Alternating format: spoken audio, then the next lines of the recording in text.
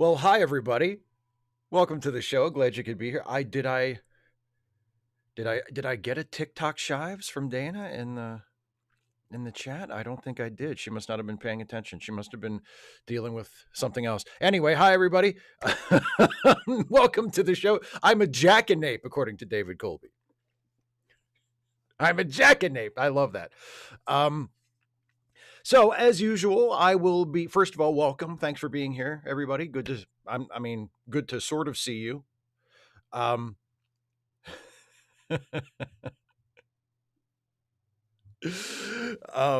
anyway, as always, you were extending grace, Dana. Well, thank you. I appreciate that.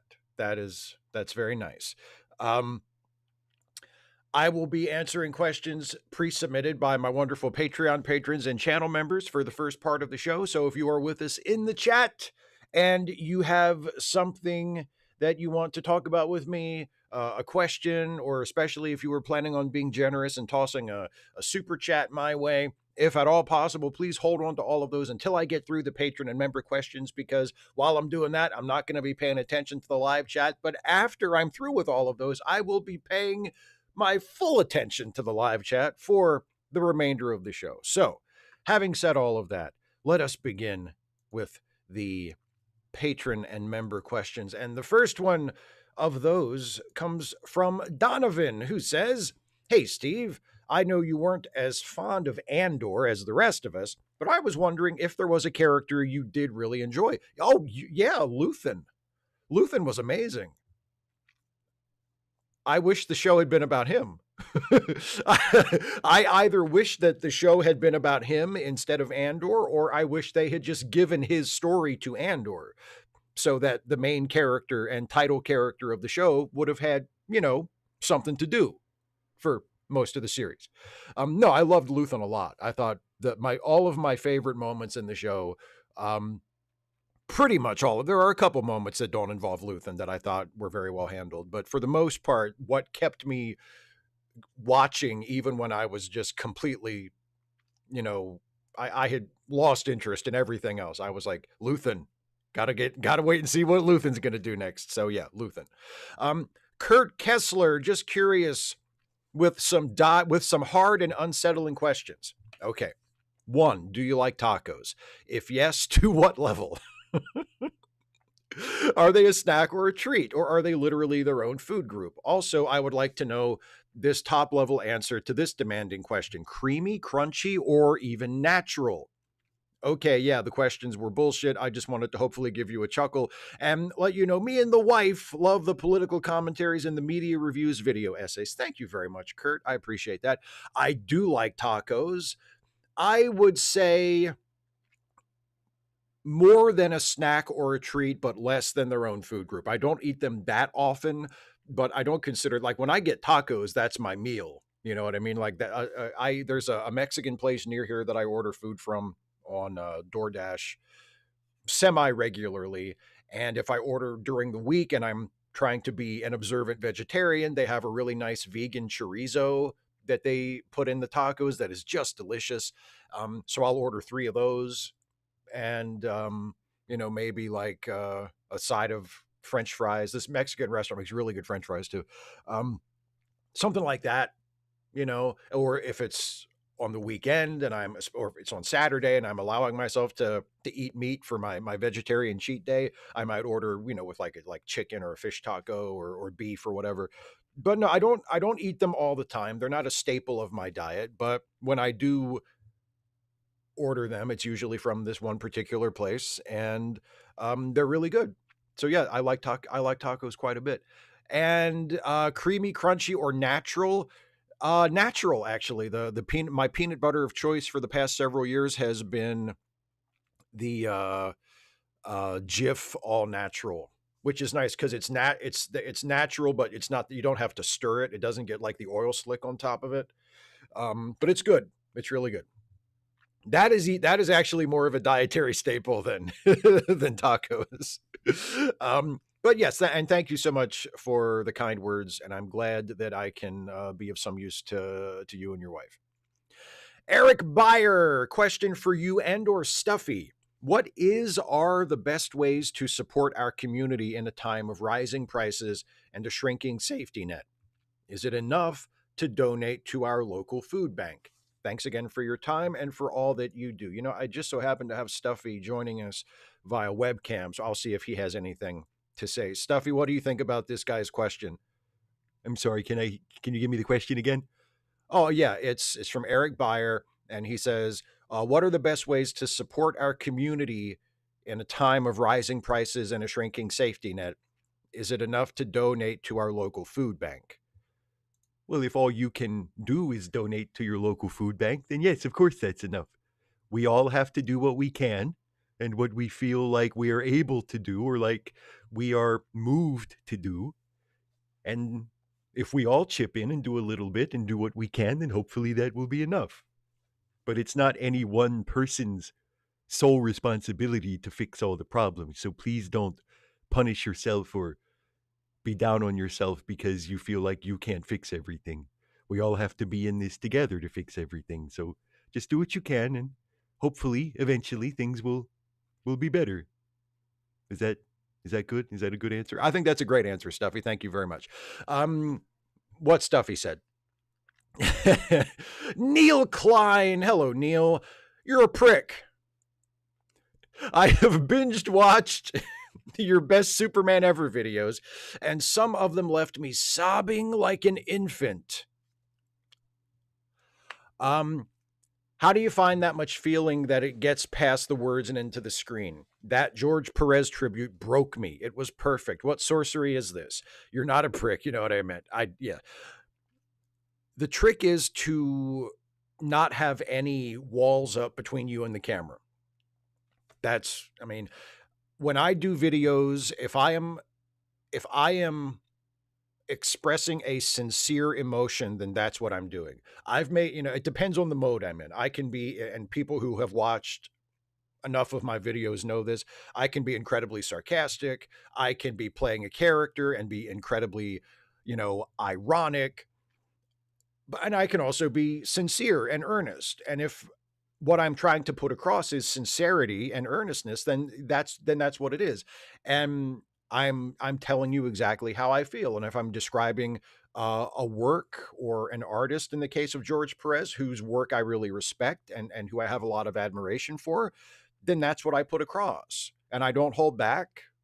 And I try to project that sincerity or that admiration or that love for the work as much as I can. And you can't, it's always, there's always, no matter how sincere you're being, no matter how earnest and how honest you're being, there is always a degree of performance when you're on camera. At least if you're good at this, I think there should be. Like, you need to be aware that the camera is there. You need to be aware of what you're doing. There needs to be some technical awareness of what you're doing. But you can't let that be a barrier between yourself and the camera. So, I mean, I really don't put that much thought into it. I just try to be as truthful and as real to the camera as I possibly can, because if I'm real and truthful to the camera, then that will come across to people who watch the video. So I'm glad you like this is the best Superman ever videos. I'm gonna do some more of those pretty soon. I'm kind of I've given myself a lot of extra work over the holidays, so I'm not sure exactly when I'll get back to the best Superman and best Batman ever videos, but sooner rather than later, hopefully, because I really like doing those. General Contact Unit Problem Child. Do you think it's okay for mostly cis/straight people to joke about Trump maybe giving Clinton a BJ? I think it would only be okay if it's understood we're actually mocking him for the fact that he endorses all the right-wing, toxically masculine, queer-phobic bullshit, and in so doing, and so doing any gay stuff would make him a hypocrite. I imagine a lot of mostly cis straight people who hear those jokes won't get that subtext and instead just think if someone's sufficiently evil, it's okay to be queerphobic to them. Yeah, I do think you have to be careful of that, because there is that attitude among a lot of people, even among a lot of otherwise, liberal, progressive, open-minded people who are, on the right side. There is this assumption that, well, if the person we're making fun of is evil, then everything's on the table and we can make fun of them for whatever, you know. And I don't think I don't agree with that. I don't think it would be right to make fun of Trump allegedly sucking Bill Clinton's dick because you think that Trump doing something gay is automatically bad or automatically something that should be mocked or, you know, anything like that. But yes, if you can do it in a way that points out the hypocrisy, um, then yeah, I think that's on the table. I think the approach matters. But in general, there is an attitude among some people that, well, you can just say whatever you want. You know, you can make fun of Trump for, you know, being overweight and for being this and that. And just realize when you, like, let's say you make fun of Trump for being fat, right? And you're not making fun of his vanity and you're not making fun of his gaslighting and, you know, how people are, you know, trying to tell you that he's actually incredibly physically fit when clearly he isn't. You're not making fun of that. You're making fun of literally the fact that the dude is out of shape and has a weight problem. And if you're doing that, then you're not just making fun of Donald Trump, you're making fun of everybody who has a weight problem, who is a little overweight. Because you're holding that up as something that deserves to be mocked for its own sake. And that's not okay, or at least it shouldn't be okay. So yeah, I do think we need to be, you know, obviously Trump deserves to be ruthlessly mocked, but we do need to be thoughtful about how we're doing it so that when we make fun of Trump, we're not also inadvertently, you know, that other people who don't deserve to be made fun of are, you know, catching strays. JDC. Hi, Steve. Sure am glad certain famous people have allegedly sucked. Nope, can't do it. See? Say, did you watch Dark, that German series on Netflix from like 5 or 8 years ago? If so, any thoughts? I just rewatched all 3 seasons over the course of a week and a half because, you know, everything. It goes well with obsessiveness and escapism. I have not watched it. I have seen it recommended to me many times on Netflix. You know, when I finish watching something and it'll be like, hey, you want to watch something else? Dark is frequently, I guess Netflix assumes that I would like it because it keeps presenting it to me. I have not watched it. Not because I don't expect I would like it. I probably would, given what I know about it and just how it seems. But no, I have not had a chance to watch it yet. So I will add your recommendation to the pile of recommendations for, you know, things to watch. But no, I'll probably get around to it at some point, but I haven't watched it yet. William Tucker, Forbush Man or Wendy and Marvin, who is better comic relief? You know, it's really tough because honestly, I really don't think either one of them is that funny. I think the idea of Forbush Man, I think Forbush Man as a concept is funnier. But I can't recall ever like laughing super hard at like a Forbush Man joke or a Forbush Man bit. But I can say the same thing for Wendy and Marvin. Like I've never been, you know, watching an old Super Friends episode where they show up and been like, oh, Wendy and Marvin, oh my God, so funny. Like it just, you know, so it's tough for me to pick. I guess I'll say Forbush Man is better just because I feel like it's a more sort of, it's a sillier concept. You know, it's a more absurd idea just at the root of it. So I'll go with that. But again, I'm not a huge fan in terms of just how actually funny they are of either one. None ya business. So how did you get Brad Pitt to make your latest Epstein video? And why is he mentioned 11,000 times in the Epstein files? I guess should I be flattered that you thought I looked like Brad Pitt in that character? Thanks, I guess. The character actually is not meant to be anybody specific. And he, of course, he doesn't have a name. He's just sort of a general avatar of people who are mentioned in the Epstein files who are trying to insist beyond all evidence to the contrary that they are completely innocent and they did nothing wrong. But no, but if you think he looks like Brad Pitt, okay. Faragrim, hello from my husband and I. We hope you've been well. a tentatively connected question to my previous Ask Away question. Have you ever seen the Vincent Price and Gene Tierney film Dragonwyck? It's from 46, and Gregory Peck was actually the first choice for Price's role. Watching it led to me learning about a piece of American history I didn't know about, the patroon system, similar to manor systems, with patroons effectively being nobility on the continent. I didn't know about the patroon system either, and I still don't know about it because I haven't looked it up yet after first seeing your question earlier this week.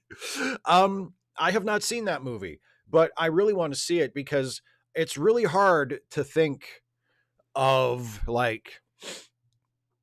of a character where Gregory Peck would be your first choice and Gregory Peck couldn't do it, so you went with Vincent Price. Not that I love Vincent Price, but he and Gregory Peck aren't exactly the same type, are they? It's intriguing to me, the idea of, okay, our first choice isn't going to be able to do it. Gregory Peck, who else we got? Well, Vincent Price is available. Yes. So I will make a note to check that out. Thank you for the question. John Burns. Last Sunday was the Grey Cup, the biggest TV event in Canada. Montreal clashed with Saskatchewan, but dark clouds lie in the future for the Canadian Football League. The commissioners bringing in new rules. Some fear that the league in its current form will disappear, which is sad, as it has over 100 years of history. The Grey Cup is loved by millions in Canada, and the rather autocratic manner the commissioner is going about this is quite sad. Thanks for the update.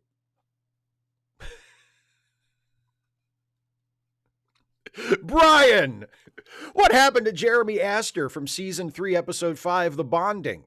Worf and him were bonded as brothers, but we never see him again. Feels like Worf's honor would demand a follow-up.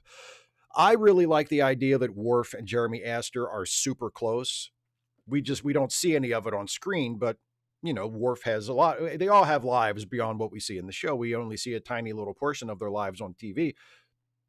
I really think it's a hilarious idea that Worf and Jeremy are super close, and Worf is a great mentor and role model and kind of older brother / father figure to him. And he checks up on him, and he's there for Jeremy no matter what. And basically he's everything to Jeremy Astor that he is never to Alexander. That's where I'm going with this. I love that idea, that Worf is the most awful, neglectful father to his own son. But to Jeremy Astor, he is there all the time, no matter what. He will never let Jeremy Astor down. As for Alexander, who's Alexander again? Oh, Alexander, my son. Yeah, he'll be fine. That's I don't have very many headcanons, but that is one that I find just incredibly amusing. Yeah. No. Worf and Jeremy are like that. Greg Gildersleeve, give me your best sales pitch for why DS9 is the best Trek show. I've been watching seasons 4 and 5, most of which I've never seen before, and while I love the characters and the setting, I feel the overall pacing is slow and formulaic. I do not feel compelled to watch the show as I do with other Treks. Even though a war with the Dominion is the backdrop, it seems little is at stake. What am I missing? By the way, isn't Star Trek Continues to bomb? I mean, I really don't feel compelled to sell it to you. If you're watching it and you don't like it, you don't like it. That's okay. Look, I personally do not think that the Dominion War is the best part of that show.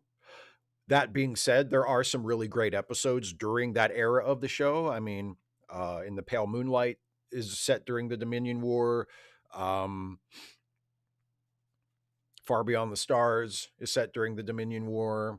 There are some other episodes from like seasons 6 and 7, specifically when the Dominion War really becomes like the main focus of the show. There are really, really good episodes all throughout. But my favorite sort of era of the show is the first 3 or 4 seasons. I just, I like it better before the Dominion War became the central focus of the show.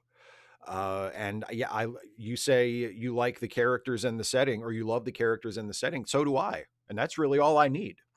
I do. I like I like the fact that it strikes what I think is almost the perfect balance between episodic storylines or episodic storytelling and longer form storytelling, because it isn't really serialized so much as that. I say it's like the events of episodes are sticky. When something happens to a character in one episode, it remains with the character. You know, it changes them, it causes them to grow or to learn something. They evolve over the course of the show. You look at how Dr. Bashir is from season 1 and compare him to Dr. Bashir from season 7, or even Dr. Bashir from like season 3 or 4.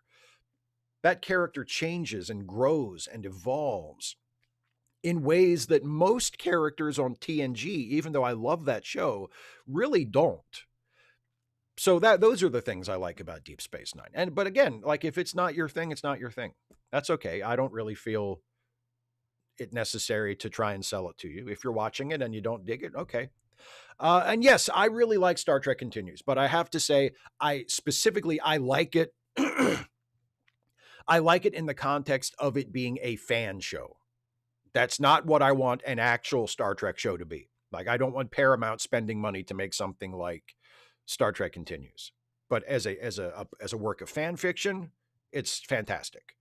But yeah, in that context, if it was like an actual official show, no, that's not what I want. But yeah, I like Star Trek Continues a lot. Wolf Ramen Heart.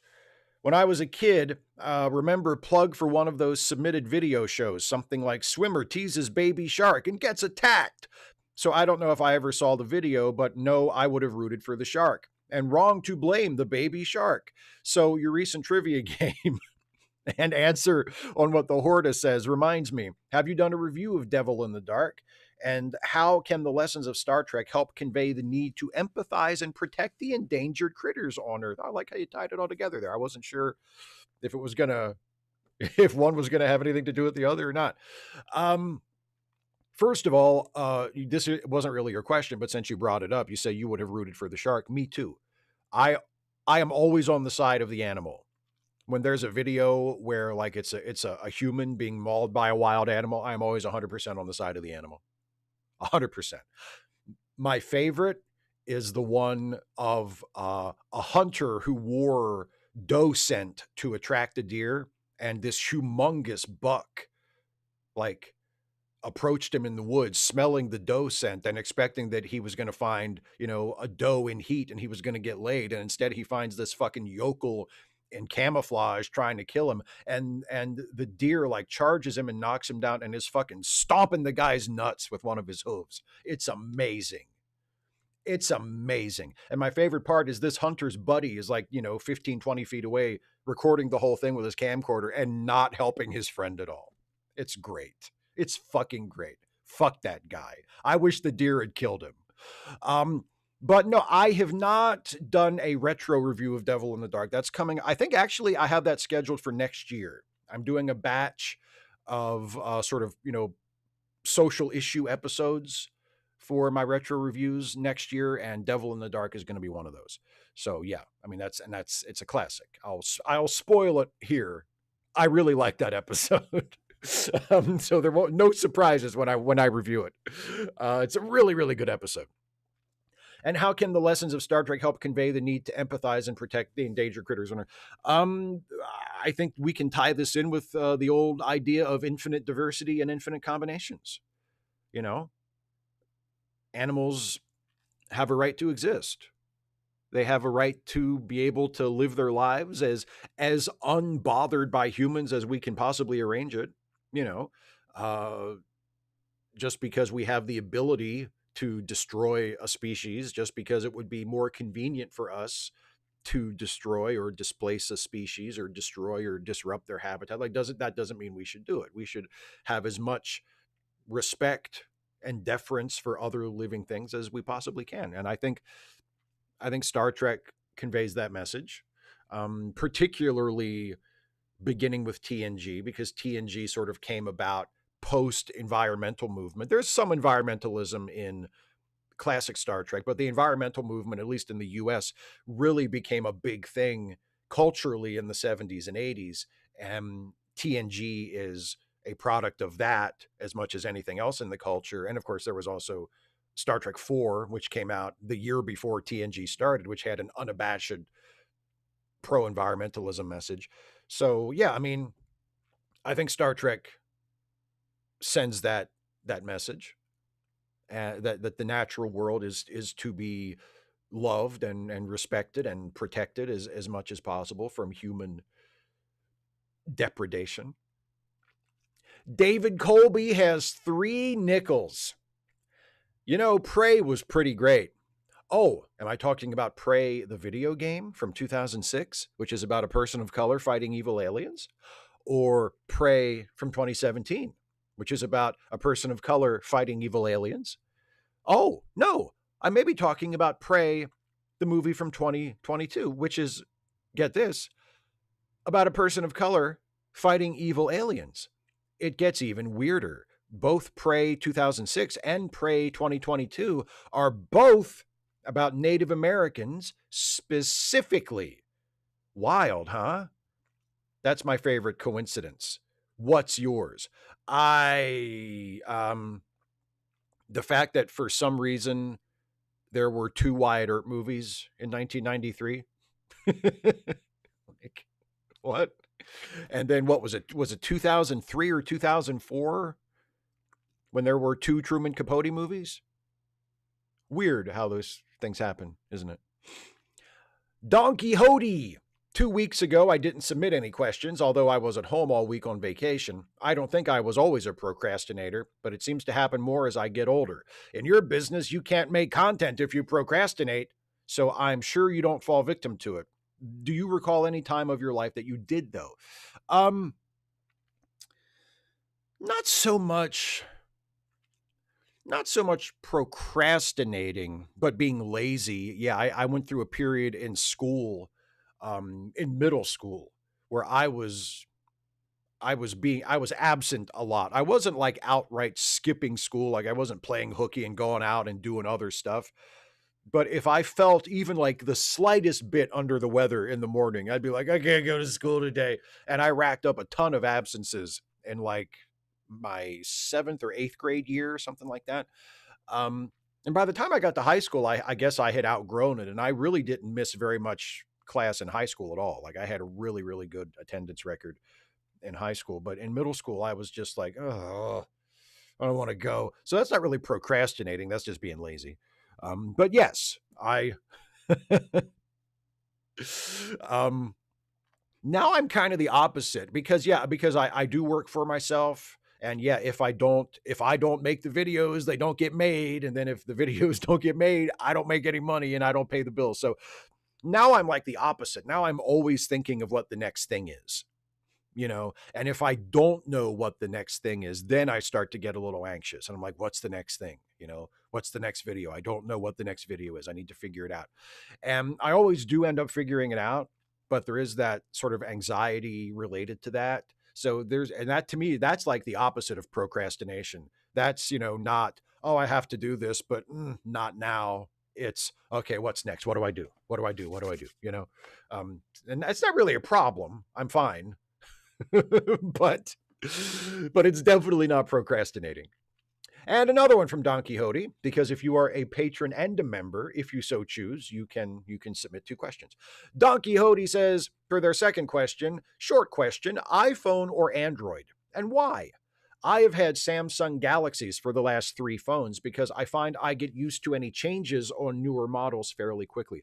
I'm also an Android user. My current phone, all of my smartphones that I have had have all been Androids and have all been Samsung models of one kind or another. Basically because when I when I got my first smartphone, an iPhone was not remotely in my price range.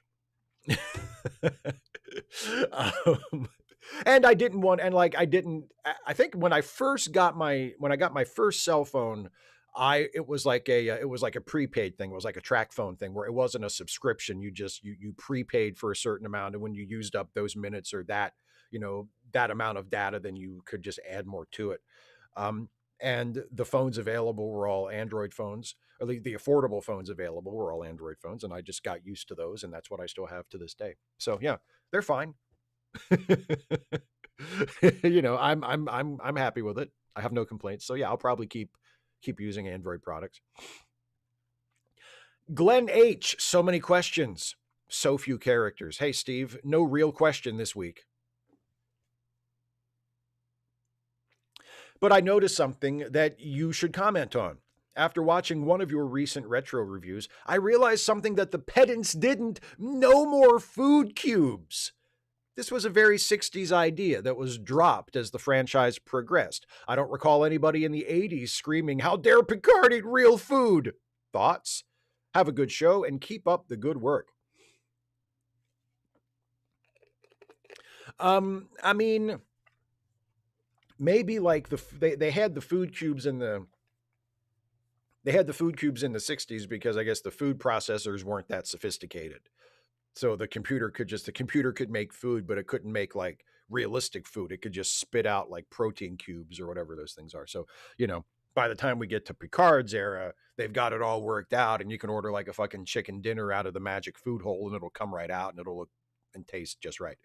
I mean, it wouldn't like if we did not live in the current era that we are in, and if popular culture was not the shit show that it currently is, as far as like long running franchises, and I would not feel compelled to interpret any such thing as like a cloying reference, it might be fun to see a Star Trek show like toss out some food cubes, in the background, just to be like, hey, look, food cubes, remember those, But I feel like there would be such a pressure, such a temptation to like really lean hard into it to make sure we all noticed and make sure we all got that. Look, we're making a reference to an older thing. Look, this is for you. That I would just rather they just not do it. But in theory, I like food cubes because they're goofy. They're just a silly little thing that we're kind of in the background. It's like, oh, look, they eat Play-Doh. It's the future, Brian McKinley. Hey, Steve, as a fellow writer, I wanted to ask about your process and routine. I like to listen to music playlists when I write and try to get work done in the mornings when I have the most energy. How about you? What's your writing routine? Yeah, I get most of my work done before lunch.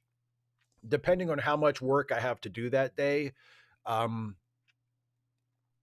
will continue. Like if it's a writing day and I have a lot of writing to do, and by lunchtime I feel like I haven't gotten enough done, then I will write. I will continue writing in the afternoon after lunch.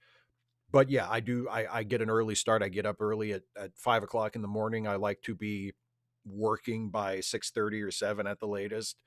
And yeah, so especially if it's a day when I know I'm going to be primarily writing, I do like to get started and to get most of my work done in the morning.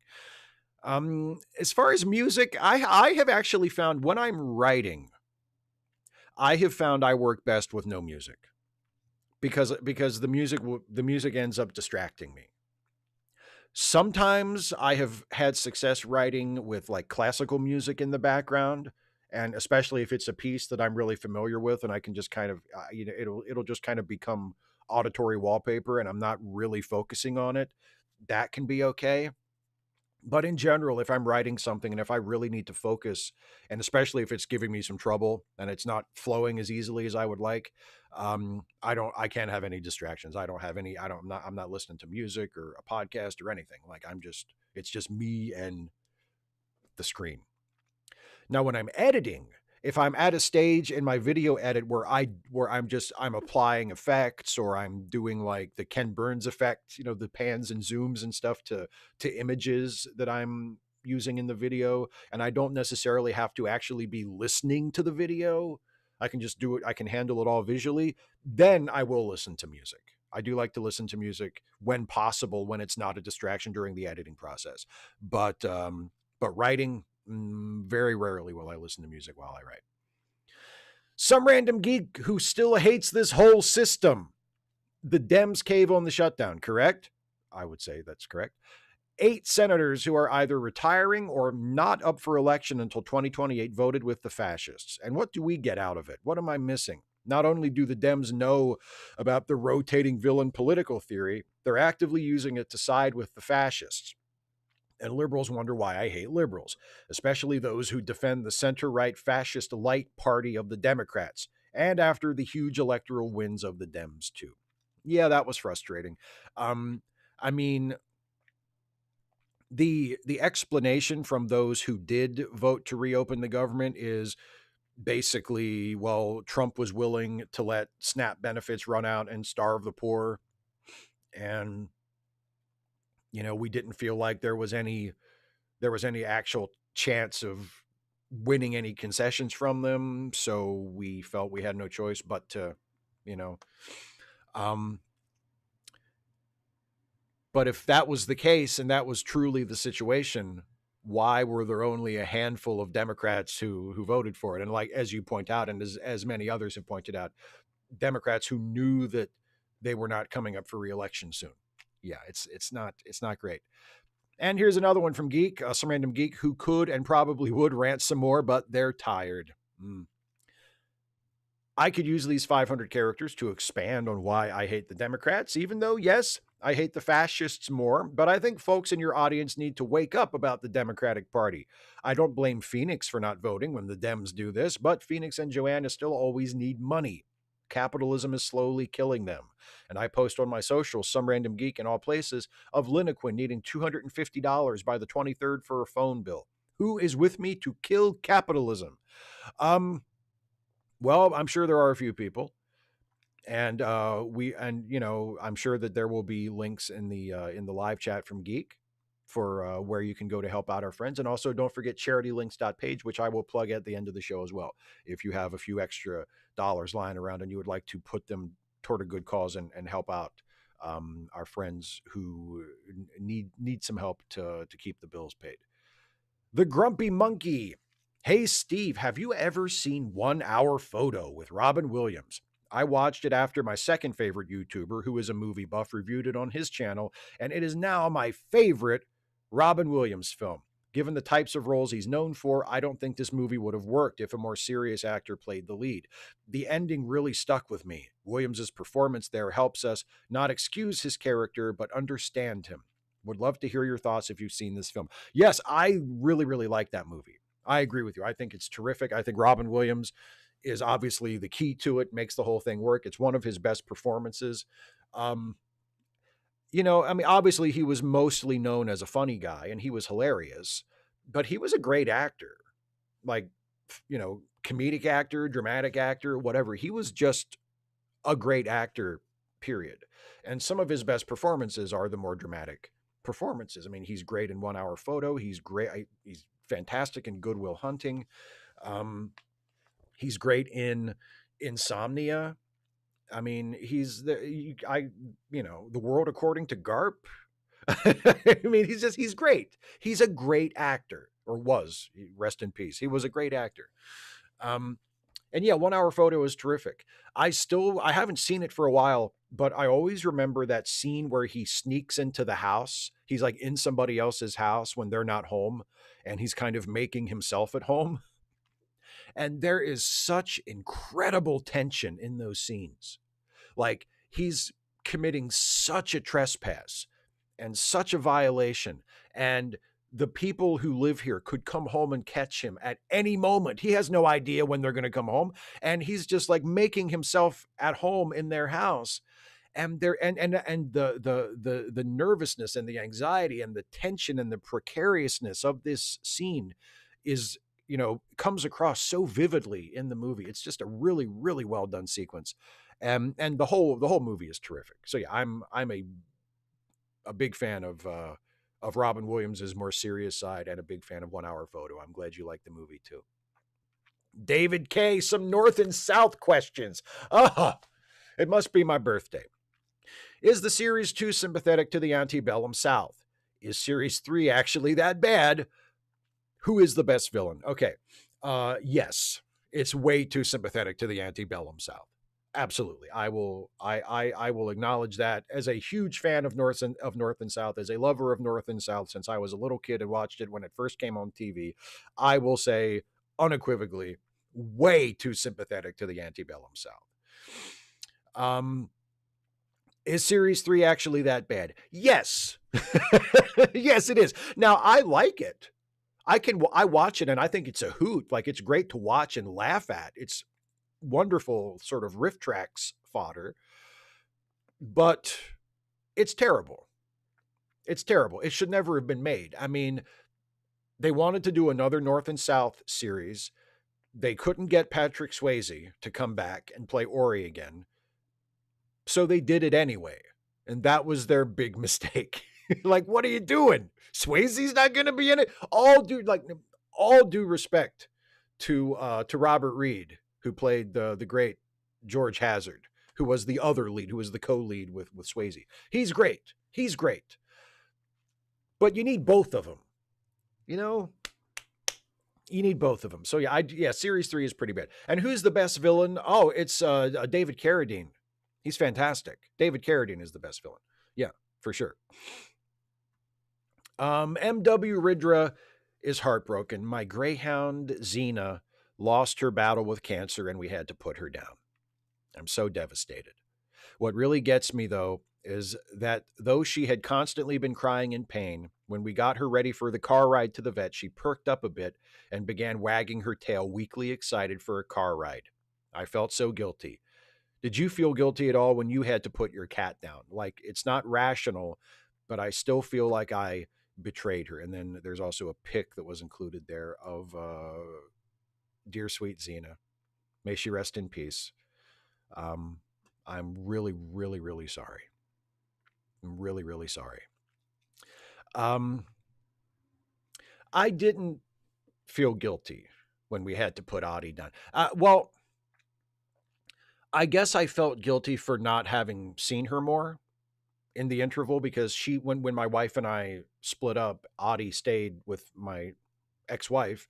And so and I moved out and I didn't really see her that much. I saw her a couple of times when I went over to visit, but by the time she got to the end and we had to have her put down, I had not seen her for a while. And of course I felt bad that I had not spent more time with her in the previous year.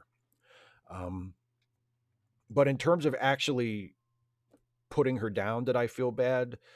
No, I didn't. Well, I didn't feel guilty. Obviously, I felt bad. I felt terrible that my pet's life was over, but I didn't feel guilty. But I could understand why you feel that way. That's a heartbreaking situation. The animal doesn't know what's going to happen. I mean, that's in a way that's a blessing that animals have. Animals don't have that, or at least we don't think they have that conscious awareness of their own mortality. At least not like we have. And that's, maybe that's a good thing for them that they don't have to live their lives with that knowledge. But yeah, so I don't, it's not rational. You didn't betray her. You did the best thing you could for her.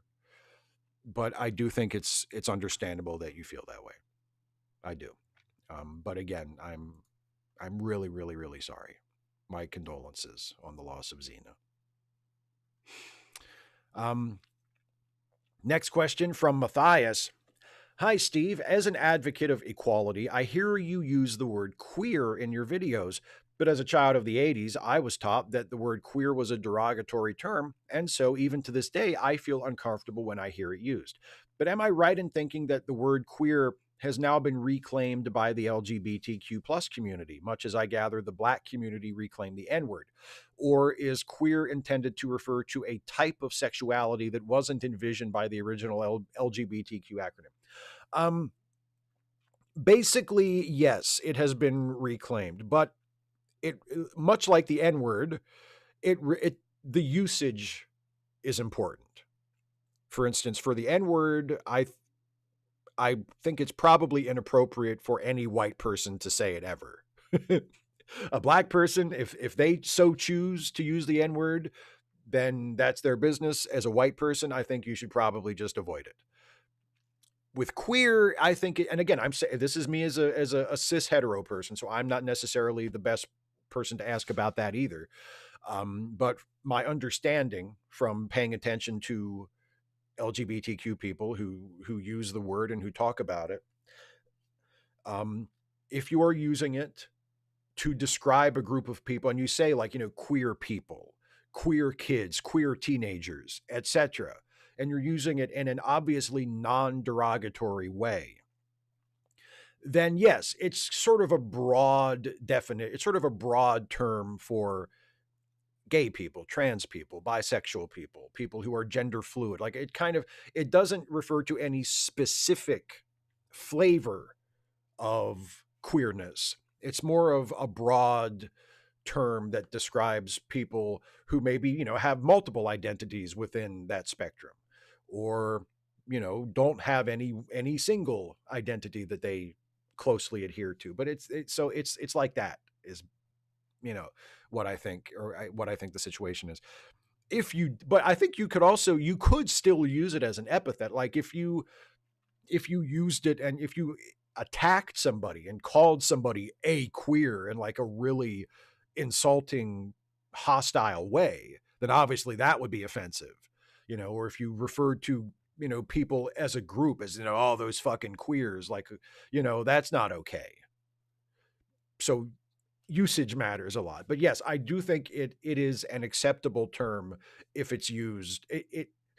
I'll put it this way: it can be used and often is used in an acceptable way. That's how I'll put it. Debbie, I read that in Deep Space Nine there was really a married couple.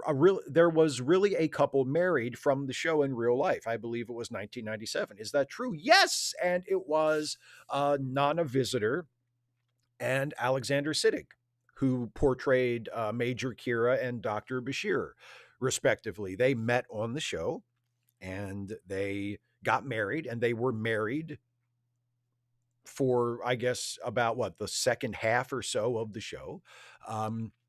In season 4, I think, when Kira got pregnant on screen, when it was originally Keiko who got pregnant, but then there was like an accident and they had to transplant the baby into Kira. That was to write in Nana Visitor's real life pregnancy, and the father of that baby was Alexander Siddig. So yeah, that's true. They have since divorced. My understanding is, I mean, I don't know. I'm not acquainted with either one of them on a personal basis, but my understanding is they are still on good terms. They don't hate each other or anything. The divorce wasn't that bitter, or at least it wasn't so bitter that they no longer speak to each other. But yeah, they were married for a while, and yes, they met on the show and they were married during the show. So yeah, pretty cool. Stephen G. Clenard. Hey, Steve. On Tuesday, Trump accused Democratic leaders with sedition punishable by death. Does Stuffy like chocolate? If so, is he a snob that only eats artisanal Belgian confections? I'm guessing not. No, Stuffy does not like chocolate. Stuffy can't have chocolate. And I think we should just leave it at that.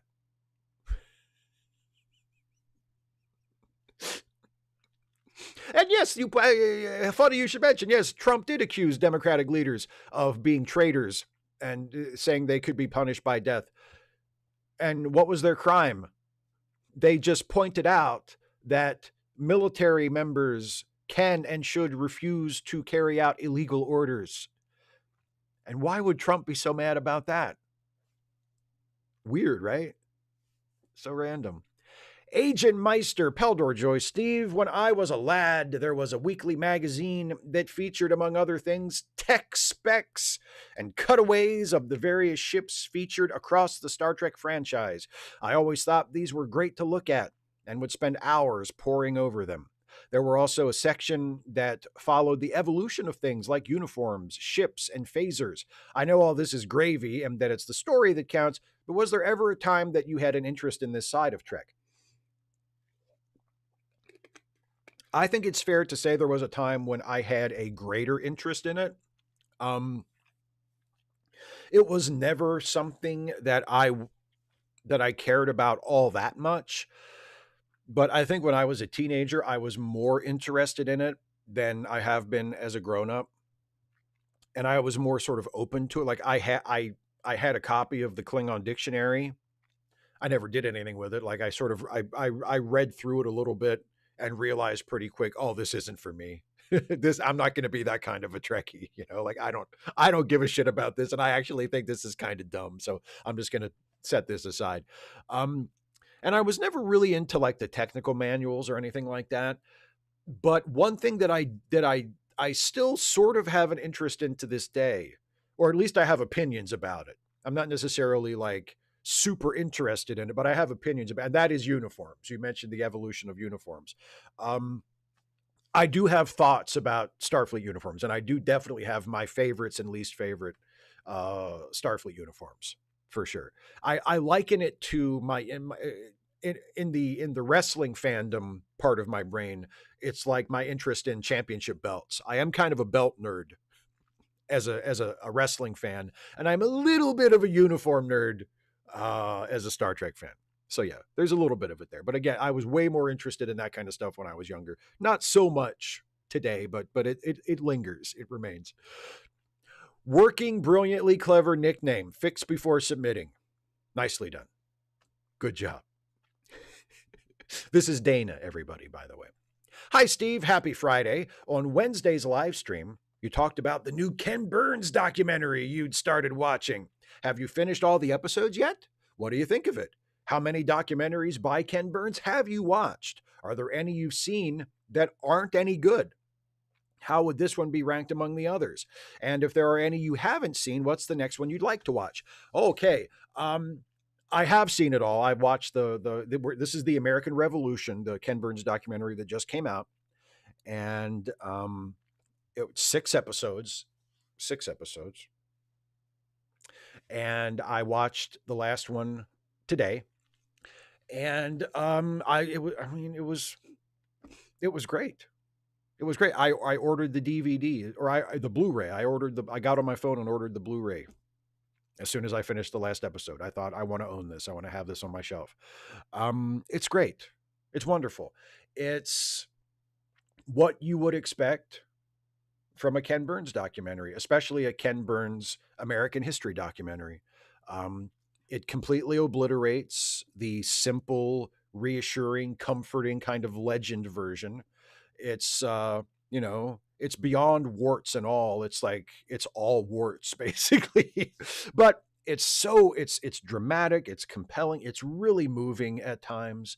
In terms of how does it stack up with some of his other work, I still think his pinnacle is the Civil War. I think the Civil War is still like the best Ken Burns documentary I've ever seen. So I don't think the American Revolution, but I've only watched it once. That's the other thing about it. A really good Ken Burns documentary, I'm going to watch it more than once. So, like when the Blu-ray gets here, I'll probably watch it again. And hopefully, get a chance to watch it many more times over the years. But just from first impression, from having watched each episode once, it ranks pretty highly among Ken Burns's output. It's near the top. I can't really get too specific, but I liked it a lot and I was very impressed. And I think it's something that especially Americans should watch because it tells the story of the American Revolution in a way that does not present it as a simple story of, oh, the colonialists were the good guys who were fighting for their freedom, and the British were the bad guys who were fighting for tyranny. And that's it, It takes into account Native Americans and their participation and the consequences they faced as a result of the revolution. It takes into account the roles played by enslaved Black people and the consequences that they faced afterwards and during. It talks about the roles that women played. It makes George Washington look really bad, but also brings out his noble qualities and shows you why he ended up being such an important person in American history without making him a marble statue. You know, and it does that with all of the founding fathers, and it does that with the major figures from the British side as well. Like, no one is a pure hero, and no one is a pure villain, and no one has simple, pure motives. It's just really well done. I liked it a lot. I would highly recommend it to anybody who is interested. How many have I watched? I don't think I've seen all of them. I've seen most of them. I actually went through Ken Burns' filmography earlier today because I knew you sent in this question. There actually are a few relatively recent ones that I haven't seen yet. He did one about the uh, the U.S. and the Holocaust, about like the American response or lack thereof to the Holocaust in the 40s, that I haven't seen, that I really want to see. Maybe that might be the next one that I watch to answer the other part of your question. Um, but yeah, I mean, obviously, the Civil War is a great one. Baseball is one that I love, and I just rewatched recently. Um, Jazz is fantastic. Unforgivable Blackness, his two-parter about Jack Johnson, the first black heavyweight boxing champion, is great. He did one about the Roosevelts that was great. He did one about the Vietnam War that was great. He did one about World War II that's just called The War, that is fantastic. That again is right up there with his very, very best work. He did a really great one that wasn't a series. It was like a 90-minute or 2 hour, just like a single installment, called Empire of the Air, about the people who invented radio. That is just wonderful. That's one of my favorites too. So yeah, if you can't tell, I'm a huge Ken Burns fan. I'm a huge Ken Burns fan. And yeah, and American Revolution was fantastic. I can't wait to watch it again. Simon Moody, who doesn't have a cunning plan. I remember a year ago starting one of these right after the election with, well, that happened. So Steve, as someone on the ground who can feel the mood in the air as well as everything else, do you think President Piggy, nice, is going to go for genuine authoritarian power and turn elections into a facade, or is there enough resistance, institutional and just atmospheric, from America at large that will last until 2028? Um, I'm cautiously optimistic that yes, there is enough resistance that we will make it to 2028. I don't think we should take it as a given. I think we need to be vigilant. But yes, I think it's a combination of popular resistance. And I think I mentioned this once before in a relatively recent live stream when this subject came up. The way that elections in the United States are structured, so that federal elections are still carried out by the states, is something that works to our advantage. There is a limit to the amount of influence that Trump or any president can directly exert over elections, because when it comes right down to it, the actual elections are managed by the states. And if it's a state where the officials in question are loyal to Trump or vulnerable to being pressured by Trump, then yeah, there could be problems, and quite possibly will be. But in other states where that is not the case, like, there's really nothing Donald Trump can do short of like sending in the army, which, let's not put that past him. But there's nothing short of that he could do to, for instance, force California to conduct its election the way he wants it to. You know what I mean? So again, that's by no means is that a sure thing, or is that a guarantee of anything, but it's definitely something. It's a very important factor that works in our favor. So like I said, I'm cautiously optimistic. I'm not positive that things are going to work out, but I'm cautiously optimistic. Isaiah, I fucking enjoyed 2025 Superman. I loved the characters, script, set design, which reminded me of the mid 2000s, a la Superman Returns, and overall story. I really love the Baravia Jarhanpur storyline as it relates to Israel and Palestine. One of the sellers was that they made Superman a vulnerable character, especially when his friends are in danger. I really enjoyed this fucking movie, Steve. Not a question, but thank you. I mean, I wish I could take any credit at all for it, but thank you for sharing your enthusiasm with us, my friend. I'm really glad you liked it. I'm really glad you liked it. And I'm glad you finally got to see it. Yeah, I agree with everything you said. It's fantastic. I love the way they wrote Superman. I love it. It goes to show, for decades, the knock on Superman from people who are wrong, but who have kind of a bias against the character, they say, well, he's, he's super, he's the strongest guy in the world. And how, he doesn't have any weaknesses. How can you make him interesting if he doesn't have any weaknesses? And, shitty writers think, well, I know, we'll just invent like super powerful warlords from outer space and they'll come and they'll be bigger and stronger than Superman. And that'll introduce the threat. But the better way to do that is just show us that Superman cares about people, that Superman has friends, that Superman has loved ones, and that Superman cares about everybody, whether he knows them or not. He just wants to protect people and save people's lives and stop people from getting hurt. That's just the kind of person he is. And once you establish that, and once you get the audience to accept and believe that, then you can easily threaten him and put him in jeopardy and introduce weaknesses by threatening the people that he's protecting and that he cares about, and showing what effect it has on him to see them get threatened or hurt. I mean, and that's what a lot of the movie does, and it succeeds amazingly because of that. So yeah, I'm really glad you got to see it, and I'm really glad you liked it. Kara the Tolkien nerd. Hi, Steve. I've been watching a few Marvel DC animated series recently, and I'm still flummoxed as to why the animated series most often gets it right, whereas the live action films seem to miss the mark. Do you think that the studios are trying too hard to make Mary Sue's and not concentrating on the story, or is it something else? Kara, good question. I think maybe it's probably just that the stakes are usually lower with the animated stuff, and there are fewer cooks in the kitchen. Ever since superhero movies became big business and Hollywood decided that this is a genre that they can really bank on and throw tons of money at and sort of make a centerpiece of their studios, it's like every live action superhero movie has to be this big high stakes thing, you know? And with animated stuff, especially animated stuff on TV, like a series, the stakes just aren't that high.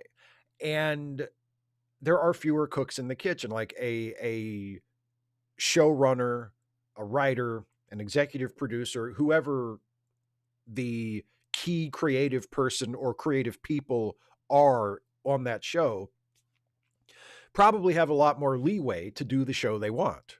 And they don't have, I mean, obviously there are always going to be executives who are giving notes and kind of leaning over their shoulder. But I think that process is a lot less heavy handed when you're dealing with an animated TV show versus when you're dealing with, a $300 million feature length motion picture. Because when you get to that size of a project, there are so many people who feel like they should have a say in how it turns out. And with an animated show, there aren't as many people. So I think that's a big part of it, is that it's a lot easier for the creative people to have, assuming that they have a good take on it, it's a lot easier for them to do their show that they want to do. And I'm sure there are lots of creative people who have worked in animation who will tell you how fucking hard it is and how they still have to fight 100 different battles that they shouldn't have to fight in order to get their show on the air. But I would suspect that it's probably a lot less complicated and a lot easier compared to like a live action movie. So that's my guess. I don't know if I don't really think it has anything to do with the Mary Sue thing. I think it's more, the expectations and the amount of, people that want to have their hand on it. Russell G. Kopp. As I am now classed as frail by the agencies that are responsible for my medical care, I can't be involved in robust political discussion as energetically as I once was. These days, I am reduced to only annoying the fuck out of people. I carry a selection of self-adhesive labels in a brushed chrome or brass finish with push printed on them.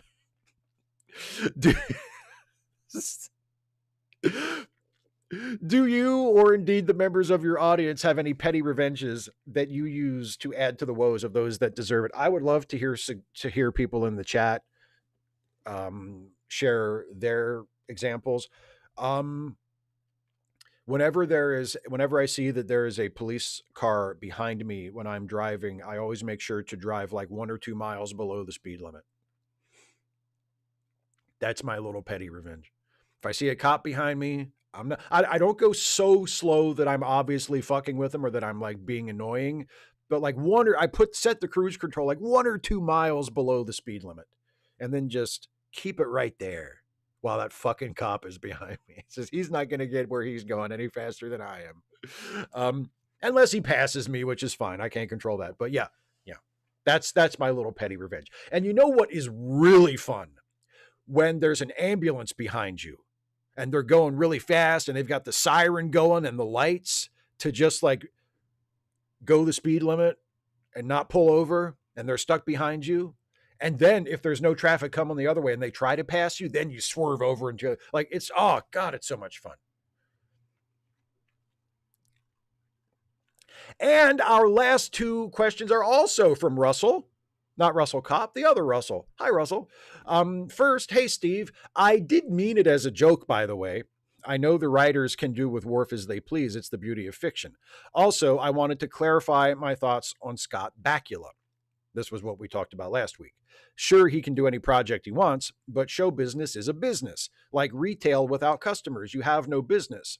That all being said, not exactly sure why you got angry at all of that. I guess all I'm saying is it was disappointing. I guess my question is, why did those opinions offend you? Maybe I misread it. Fan entitlement annoys me. That was the main thing. Fan entitlement really, really gets under my skin. And the idea that Scott Bakula as an actor should give a shit what the fans want. No, he shouldn't. I mean, you can see, yes, it's a business. Show business is a business, but what projects Scott Bakula or any other actor chooses is their business. And just because a bunch of people, just because a bunch of fucking nerds said, oh, I wish you would do more Quantum Leap, or I wish you would do another Star Trek show. Okay, well, your opinion is noted. But it means nothing. Like if he wants to do another Star Trek show, if Star Trek United gets greenlit and becomes a thing, and he apparently is interested in doing that show, good for him. If that's what he wants to do, great. But he doesn't owe it to anybody. You know? Like that, and that sense of entitlement, that sense of, well, we made him who he is. We're his fans. We watched his shows, like he wouldn't be anywhere without us. Like if we want to see him do another Star Trek show or another Quantum Leap show, then I think he should do it. I cannot tell you how annoying I find that attitude. Fan entitlement is one of the most incredibly irritating things about popular culture to me. I absolutely hate it. And I feel compelled to lash out against it whenever I see it. I fucking hate it. And last question, also from Russell. This is his member question. Hey, Steve, I hope the first question wasn't too contentious. You're fine. You worry way too much about these questions, buddy. Like seriously, I'm not mad. We're good. It's fine. Anyways, fun question. This question was actually inspired by some of my friends and got me to wonder how you would really feel. Assume for a moment that the holodeck could be real one day.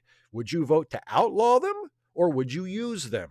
The discussion actually included topics like safety hazards and recreating people versus the more entertaining side of it and exercise material. Again, curious on your thoughts. See you shortly. It's very similar to my thoughts, my current actual thoughts on AI. I'm not opposed to it in principle. I just think it needs to be done in a way that is thoughtful and responsible and that respects the rights of people whose likenesses or whose work would be involved in it. So if we're going to make a real holodeck, and one of the things you can do with that holodeck is to, create like a holographic program of the work of an author, or create a holodeck program of a movie or something like that.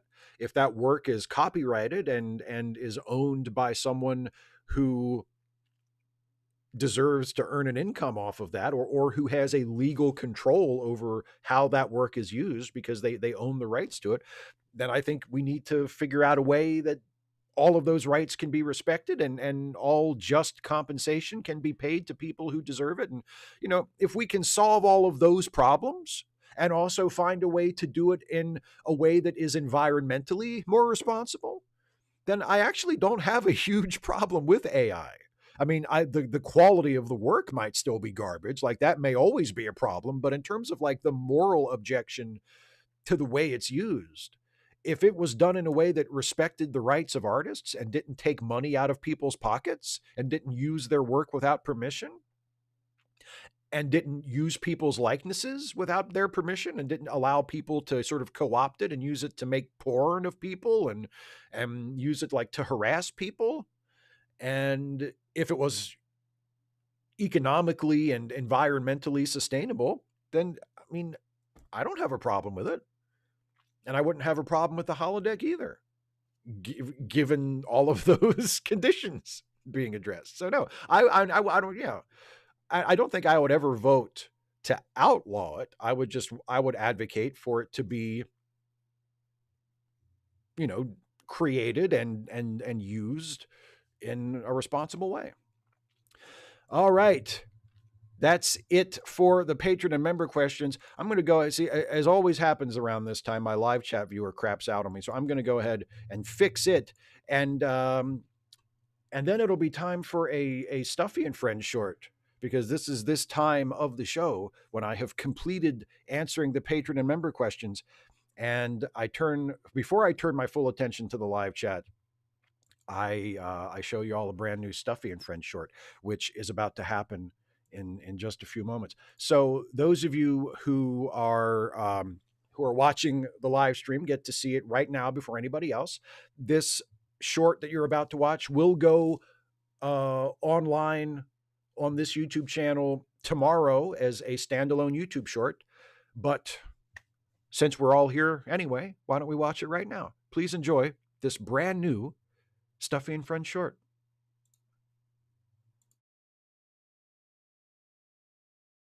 Can I read you something? Sure. And can I count on you to be a source of trusted feedback? Always. Okay. Why people got to be that way? Why they can't just act right? What sort of feedback are you looking for? Just tell me what you think of it. I need more context. What's the rest of it? That's all I have so far. Okay. Well, what is it? It's just a piece I'm working on. Right, but is it for a video script? Is it a character? Is it dialogue? Is it, I don't know, the start of a letter to our member of Congress? I would say at present it exists in a state of undetermined possibility with regards to form, genre, and authorial intention. I see. So, am I on the right track, or should I just scrap it and start over? Let me hear it again. Why people gotta be that way? Why they can't just act right? The accent is new. Yeah, I'm trying it out. Lose that. Okay. Don't ever do that again. Good feedback. Thanks, Stuffy. You're welcome. I'm going to make a note. Don't do shit kicker accent. Is shit kicker hyphenated or all one word? All one word. Thank you. Ta-da! Brand new Stuffy short.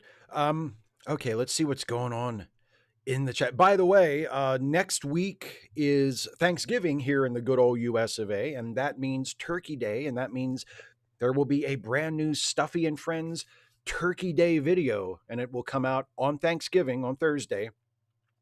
And as is Turkey Day tradition around here for myself and Stuffy and the gang, a tradition which we blatantly ripped off from Mystery Science Theater 3000, but which we do in loving tribute to Mystery Science Theater 3000. We will be watching and making fun of some movies in the video. They're public domain movies, obviously, because I ain't got the resources to license shit. But public domain films, we're going to do 2 this year. We're going to do a short that's about 10 minutes. And then the feature presentation is technically a movie. It's a feature. It was released as a feature. It's only 56 minutes long. So it's a short movie, but it's a movie.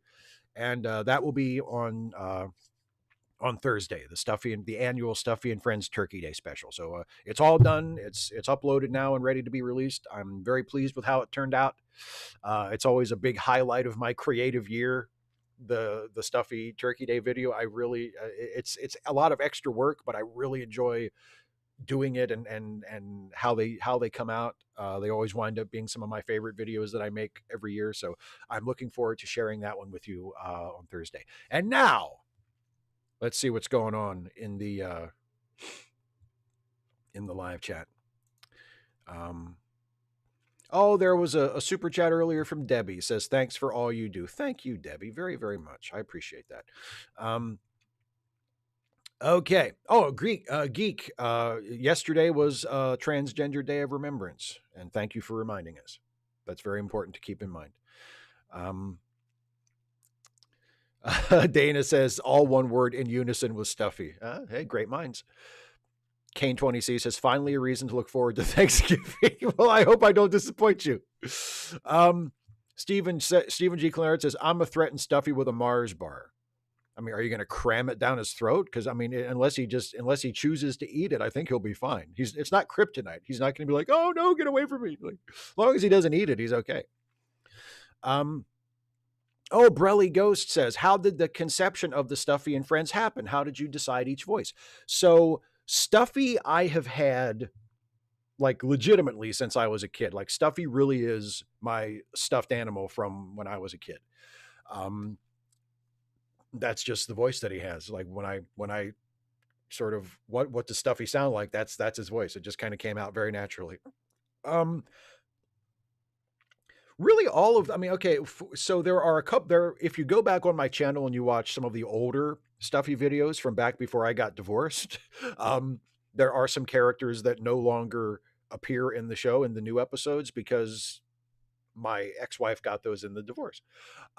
Because they were like they were her stuffed animals that were actually her stuffed animals from when she was a kid, or they're stuffed animals that she and I acquired while we were married, but she had more to do with creating the character, coming up with the voice. So some of the older characters, my ex-wife came up with the voice, or came up with the name, or came up with the personality. With Jack McPherson, the little Irish teddy bear, he was a gift from I think my mom got him for me for Valentine's Day one year. That's why if you look under his jean jacket, he has like a heart t-shirt. He was actually a Valentine's gift. And for some reason, I decided that he was Irish. And again, that was the voice. That was just sort of the voice that came out, and the backstory and his personality kind of came out over the years as I would play the character and kind of talk with him. And Hans Krieger, or some people call him Werner Hertzog.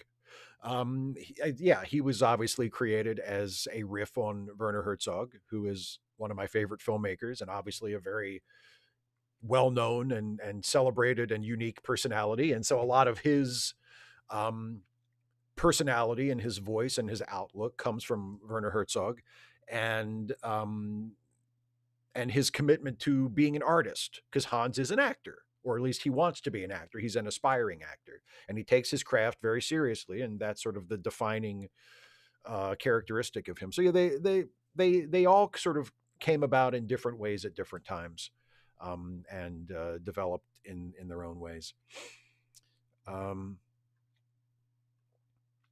Trinda 1701 says, outside your work on the channel and your WWE interest, what other hobbies do you like pursuing? I climb trees. I mean, I watch a lot of stuff, a lot of movies and TV that have nothing to do with the YouTube channel. I've always been a movie buff. I enjoy watching movies. And I do think it's important to me personally to have things that I watch and enjoy that I have no intention of making videos about.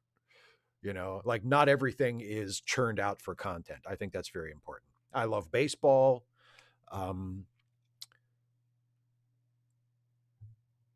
What's another thing I really like? I'm sure there's something else too. Um,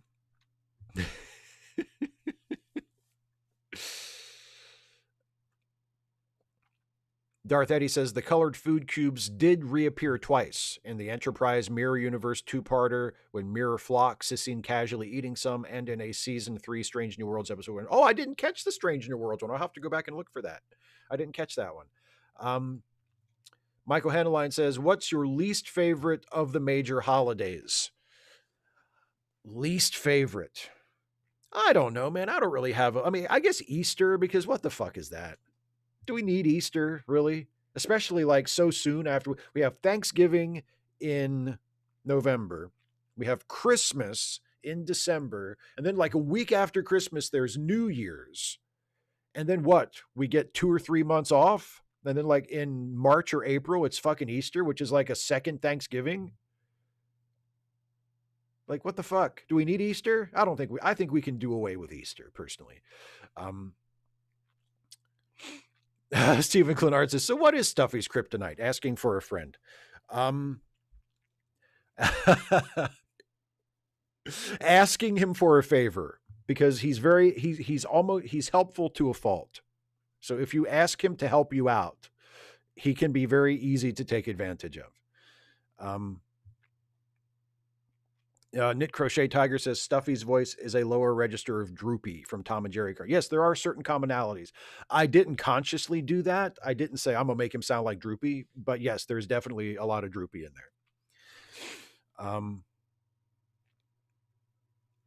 Clay Foster says the poly relationship in Starfleet Historian hit a real genuine vibe with me. Sure, it was the bit. Sure, the bit was absurd, but I really did feel that he really did love them. Well, thank you. Thank you. I'm glad that came through. A lot of people in the comments for that video were very touched by that, which means that I did my job. I did my job. And that's just my little way of trying to inject as much diversity into it as I can, even though it's just me as a white guy playing, always playing the character, but it's still Star Trek. So I want to at least suggest something beyond, hey, cishet white guy, as much as I can. So yeah, that guy just happened to be polyamorous. Stephen G. Clenard with a super chat. Do you worry about ICE coming after Jack and or Hans? I think if they came after Jack, they're the ones that would have to worry. I don't think Jack would go quietly. Although I think Jack probably does have the most to worry about, because I'm pretty sure he's not here legally. I think he told me once that he fell asleep. He fell asleep in Belfast and he woke up in Kansas City. So I don't even know if Jack knows how he got here. But again, I think ICE really is the one that would have to fear Jack in that case. As far as Hans, not that it matters under this administration because they don't give a shit, but I'm pretty sure Hans is a documented immigrant. Jack, I don't know, probably not.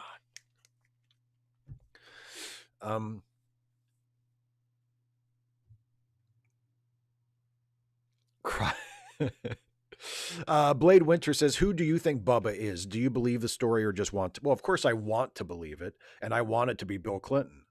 I mean, if it turned out to be a horse, that's great too, but I really want it to be Bill Clinton.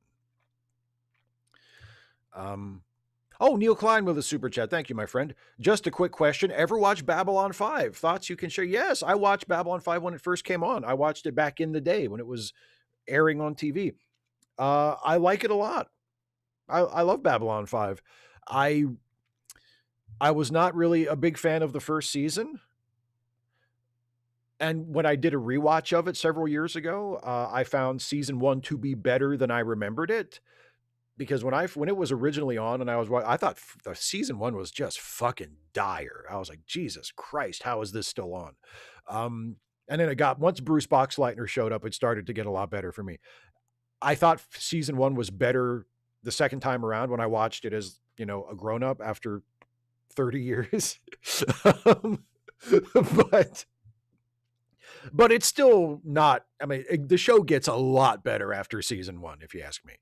No, Babylon 5 is great. And when you get to like season 3 and 4, I mean, there's some really, really good stuff there. It's a really, really good show. I like Babylon 5. I never got into the ancillary stuff. I never watched any of the spin offs or the TV movies or anything. I really just watched, the main show. I thought it was great.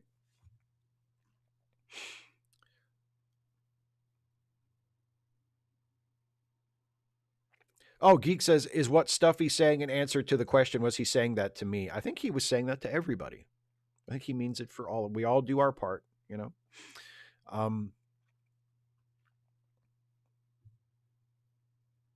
Simon Moody says Valentine's Day needs to go.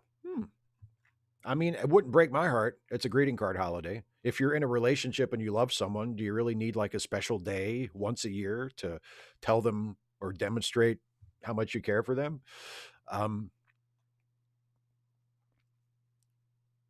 Oh, geeks. No, this is a good point. They won't go after Hans or Jack because European immigrants are fine. That's true. That's true. Child-free person says, I lived in the South for 16 years. You got the accent right. Oh, believe me, that you mean the shit kicker accent from the Stuffy short? Oh, that's based on people I know for sure. It's a little exaggerated, but it's based on people I know. Oh, Dana, that's great. Do you think if it did turn out to be a horse that Trump would insist on calling himself the Great like Catherine? God, I hope so. God, I hope so.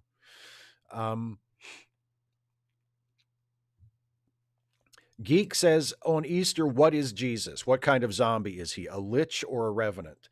I have heard it said by people who know better than I do, because I am not really a scholar on the various kinds of zombie. I have heard people say that Jesus as described in the Bible post resurrection is more closely fits the definition of a lich. But I honestly am not well versed enough on those concepts to be able to answer that question myself.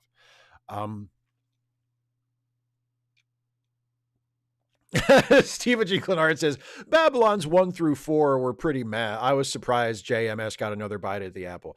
Yeah, but hey, fifth time's the charm, right?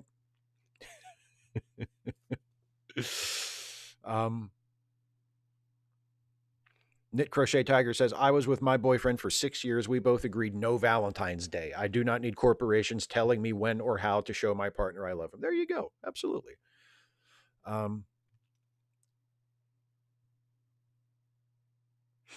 DS9 says, I always loved that Babylon 5 had ambitions that the CGI could not live up to, but they didn't let that stop them. Babylon 5 is one of the best examples. I think it's an even better example of this than Star Trek is, even though I prefer Star Trek on the whole. But Babylon 5 is maybe the best example of how the writing of a show can be the star. Because like the acting on Babylon 5 was always good. The CGI often was not up to standard, but it was fine. It was mostly good. You got the point. The makeup, the set, like all the sci-fi stuff, it's all of it was good. All of it was as good as it needed to be. But the writing was just, top of the line. And with Babylon 5, that was a writer's show. And it's a really great example of if the writing is good enough, that can carry the show. If the writing is great and everything else is at least not bad, that can carry. And Babylon 5 is that 100%. Oh, Geek says, good point, Blade Winters. If Hans or Jack criticized Israel, they could get deported. Yeah, well, I mean, Hans might be smart enough to watch his mouth, but Jack, I don't think Jack has watch your mouth in his vocabulary.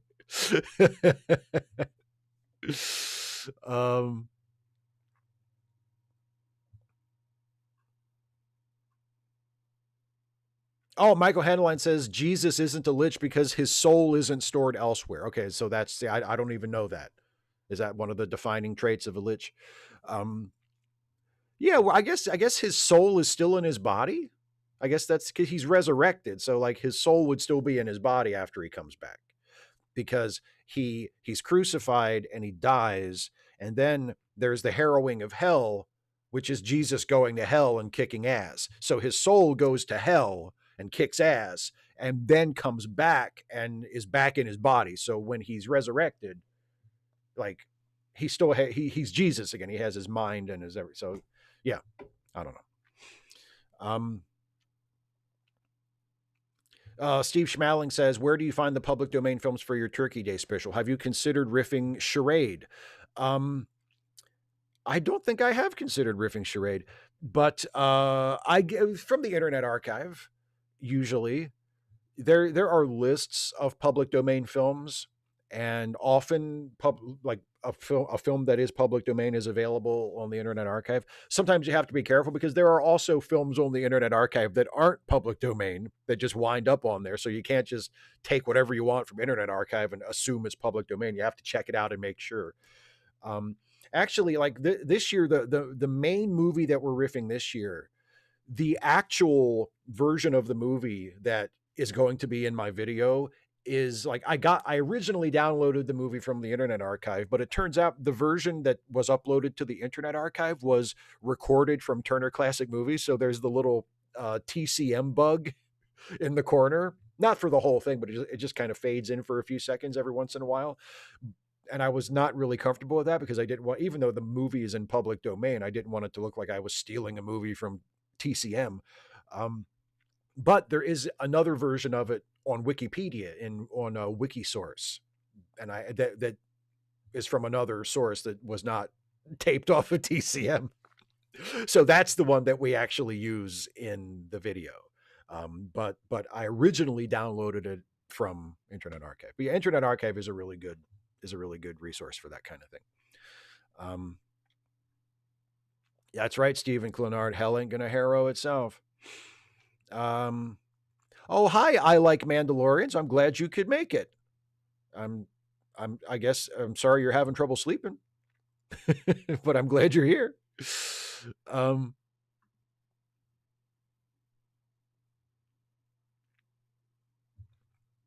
and Stephen also says the only thing I remember about B5 was how the funny hair guy said Mr. Garibaldi.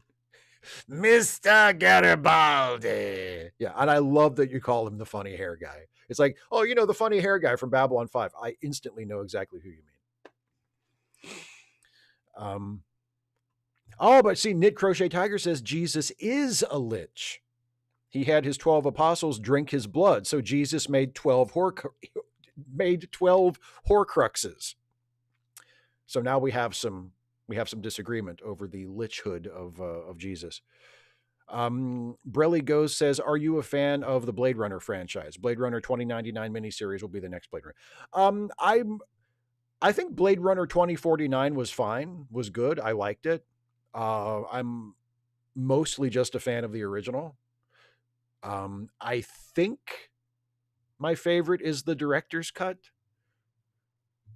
but there are so many fucking cuts of Blade Runner. It's ridiculous. I think the most recent, like Ridley Scott endorsed one is my favorite version.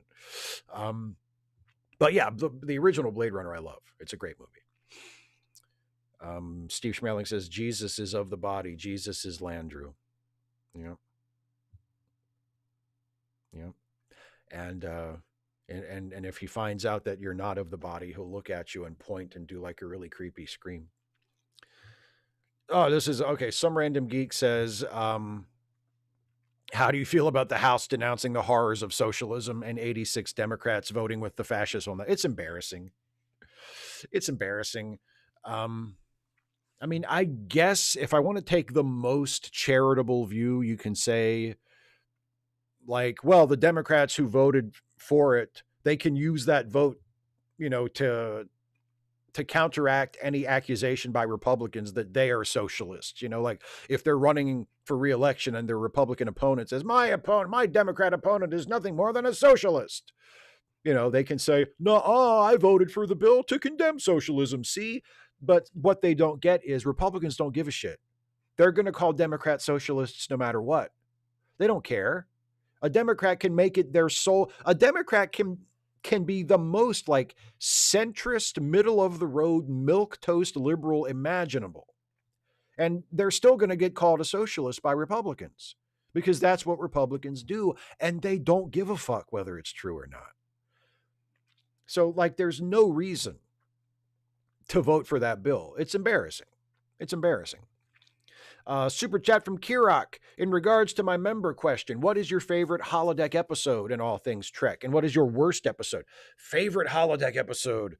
Let me see. The first Barkley episode on TNG is really good. I love the Our Man Bashir is great. That might be my favorite, the James Bond spoof on Deep Space Nine. But I also, obviously, I really love Take Me Out to the Holosuite on Deep Space Nine as well. Least favorite or worst holodeck episode? Geez. Maybe like the fucking Irish village one on Voyager, Fairhaven. And there was also, and I think it was in season 2, there was never like a full episode devoted to this, but they started spending a lot of time on Janeway playing her fucking, like, I can't believe it's not Jane Eyre program. And I was like, what the fuck are we doing here? Like, it doesn't tie into a story. We're basically watching Captain Janeway play a video game. And I'm like, what are we doing? How could you possibly think I would give a single solitary fuck about any of this?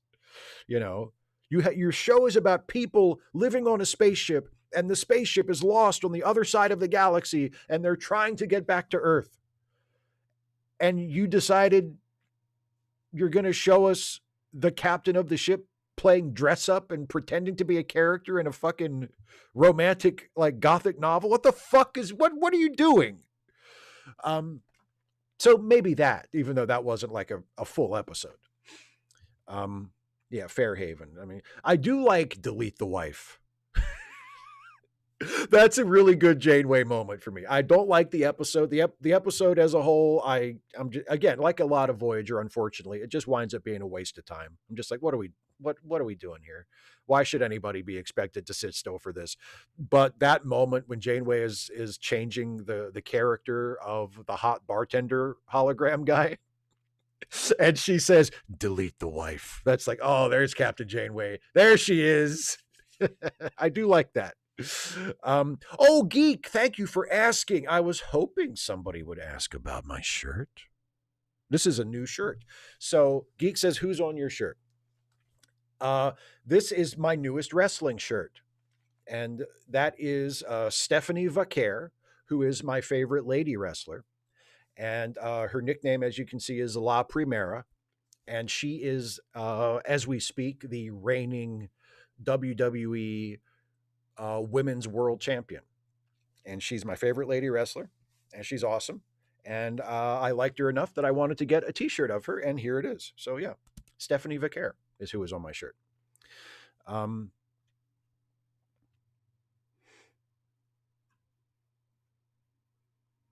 Yeah, consider that a divorce, the Daniel B. Exactly. Delete the wife. It's great. It's maybe my favorite Janeway moment. Yeah. Because I'm like, God, that's like, just write her like that for the whole show. Just write her like that for the whole show. Yeah, John Rhys Davies playing Da Vinci. Again, like, I wanted to like that because I love John Rhys Davies. But again, I was like, why is this here? Why is this in the show? You know?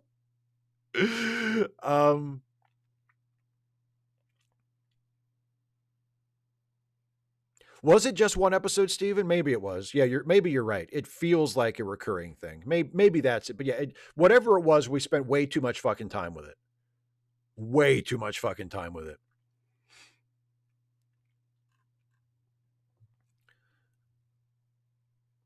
Old Man Yells at Cloud says TNG did it with Dixon Hill, but it didn't dwell on it, and it often moved the story forward. Yeah, I mean, there was the one Dixon Hill episode, The Big Goodbye, which was one of the better episodes of season 1. And it's the first holodeck episode, and it's a pretty good one. It's a good sort of template for what a holodeck episode would end up being, and it's a pretty solid one. And then we would see Picard playing Dixon Hill once or twice as the show went on, just to remind us, like, this is a thing he does. So, okay, it's characterization. That's good. TNG wasn't always that great at that. But yeah, you never felt like you were just watching Picard play Dixon Hill for the sake of it. And with that Janeway, hollow novel thing, that's what it felt like. It's like we're just watching the captain pursue one of her hobbies, like for no dramatic reason. What the fuck? What are we doing? Um, Not Darth Eddie. That's a good one. The first Moriarty episode of TNG. That's a good. Yeah, Elementary Dear Data. Yeah, that's a good one. And the second Moriarty episode is really good too. Yeah, both of the Moriarty episodes are good. Delete the Tuvix. That's what she said. That's what she said. Was he only in 2 episodes, Kirok? It seems like more, but maybe again, like Steven said, it feels like more because it's such an inane concept. Minuet, says DS9. I don't think that, not a great episode, but the idea of Minuet is interesting. I guess it kind of laid the groundwork for some of the holographic characters that they would create later on in different shows, or even in TNG with Moriarty, like becoming a self-aware hologram. And Minuet was kind of that, you know. I love the idea that like Riker goes back and she can't be recreated. Like for some reason he can't just go back into like the Holodecks browser history and say, just make it look like that. I know it's not going to have the same personality because the Binars, took her program with them, but just make it look like that. Come on. I'm not going to talk to her. Yeah, Ship in a Bottle, Kirek. That would be the second Moriarty episode. That's a good one. Yeah, that's a good one. Steve Schmeling says, in Reunion, I really enjoyed Picard and his brother getting the business from the missus, and they both family. And they both stand there stammering and explaining themselves like naughty kids. Yeah, it's a great scene when they're drunk and muddy and they've tracked the mud all in the house. And Marie comes in and it's like, what the fuck happened? And they're both sort of trying to explain it. Yeah, it's a really good moment.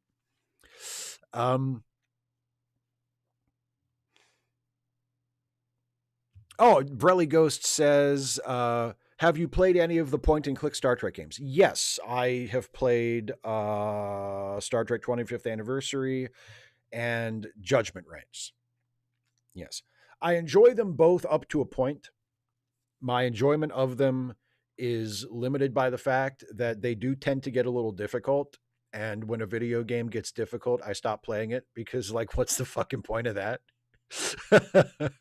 Like actually, his 25th anniversary doesn't get that difficult until the last episode when you have to fight the Elassie pirate ship. And that final fight with the Elassie pirates, it's the Elassie pirates have hijacked a Starfleet ship and have upgraded its weapons. So like if it hits you a few times, you're dead. And plus they also have their own Elassie pirate ship. So you're like fighting like a 3-on-1 battle against 3 ships. And you have to win the fight to win the game. And it's so fucking hard. So up until the last part of the game, it's fun. But that last level, it's like, Jesus fucking Christ. Can we make this? Is there easy mode? Can I make it on easy mode? And easy mode is not easy. If there is an easy mode, it needs to be fucking easier. I've played Judgment Rights once or twice. I don't remember it as well just because I've mostly played 25th Anniversary. And I think I have them both installed on my computer. I just haven't played them for a very, very long time. But yeah, I've played those. Blade Winter says, what games have you played this year? Really none. I'm not a gamer. I have probably played, the Internet Archive has a software archive where you can play some of the games just right there in your web browser, which is pretty cool.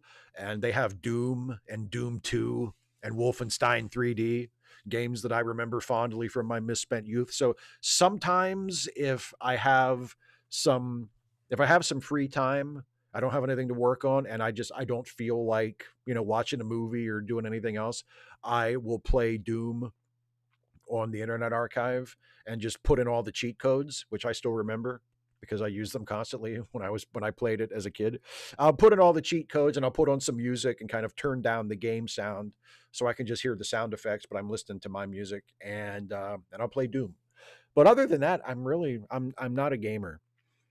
Um, uh, Fukugawa Yutaki says 25th anniversary was so cool back in '92. Yes, it was. Yes, it definitely was. But yeah, the last. You know what's funny is when I played 25th anniversary back when it came out in the '90s, I could beat that last level. Not like it wasn't easy, like it was really challenging, but I could do it. Since I've tried to play it as an adult, I've never done it. Like I have never successfully beaten that last episode. So I don't know. My skills, which were already quite meager as a gamer, my skills have deteriorated even more.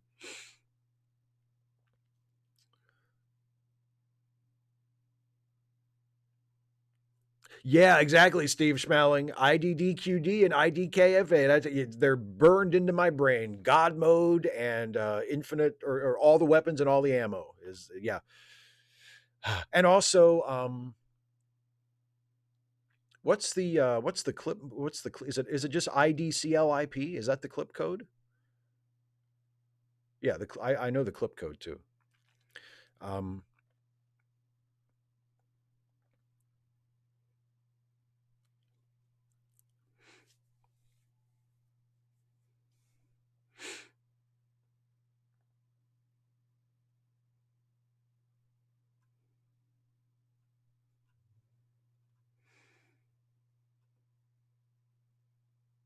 yeah, ID clip. That one's easy to remember. Fukugawa Yutaki says, I was good at Doom until I discovered cheat codes. That's funny. I was never that good at it until I put in the cheat codes. And then I was fucking amazing. Kane, I do listen to this. I listen to the original soundtrack sometimes, but it's just like I like to listen to music. If I have a chance, I like to listen to music. So I'm playing Doom, and I've got my own soundtrack playing. I like to put on some yacht rock and fucking murder some demons. um, Oh, Daniel B says, I think I have played Elite Force, Star Trek Elite Force, or yeah, that's the Voyager one, right? I think I played that. And then there was, is it Fleet Commander? That was a Star Trek one. I've played Fleet Commander a little bit. Um, and there was a Deep Space Nine PC game that I used to have that again, I played just a little. I never really got into it. But I had it and I attempted it and I never really, I don't think I ever played it all the way through. Um, 25th anniversary and Judgment Rights are really the only Star Trek games that I've played for any like real significant time. And I think I played when I had an NES when I was a teenager. I played the TNG game for NES quite a bit, but it wasn't that great. But it was still, it was a Star Trek video game. So when I was like 12 or 13, 14, whenever it came out, I played that a lot. Um, and then there was that Star Trek game. Is it called Crew?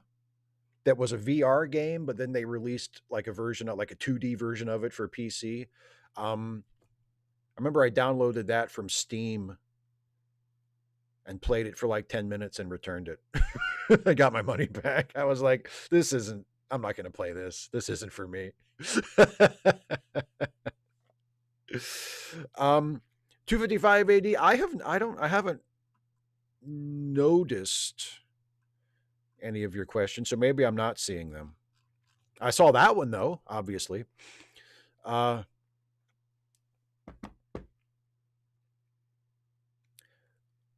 Actually, Double Guitar says, "Have you seen Pluribus?" No, I don't have Apple TV, but I've heard really good things about it. I've heard really good things about it, but no, I haven't watched it. Oh, Neil, thank you very much. Says after the week I've had, you, Steve, and this audience are my reward. Thanks, guys. Well, thank you for giving me a little reward there. I appreciate it, and I'm glad that we can be of some help to you, my friend. I would just like to point out, by the way, it's 7:48, almost 7:49, and I have been hanging out with the chat like this whole time. The 500 character limit, I feel, has been completely vindicated. um,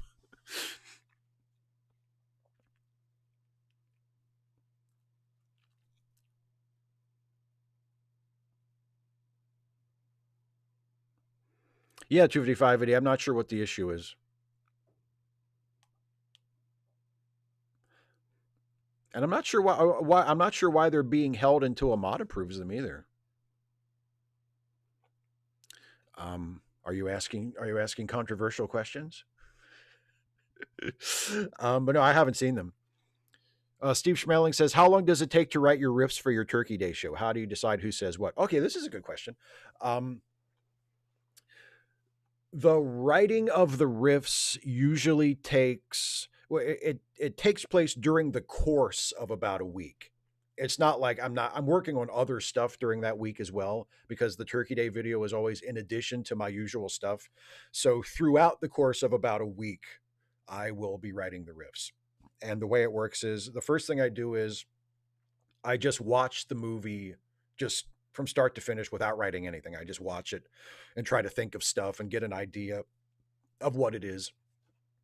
And then I watch, and I watch it on my TV. And I just sit on my couch and I get comfortable and I just watch whatever we're going to watch in the Turkey Day video. And then when the writing starts, I watch on my computer and I have the movie in one window and I have my script in another window and I watch. And when I get to a point where I want to write a joke, I pause it, I note the time code, I write the joke. And the first way through, I don't assign anything to any characters. I just write lines. I just think of jokes, I think of riffs, and I just write whatever comes to mind, and I don't worry about who's going to say it.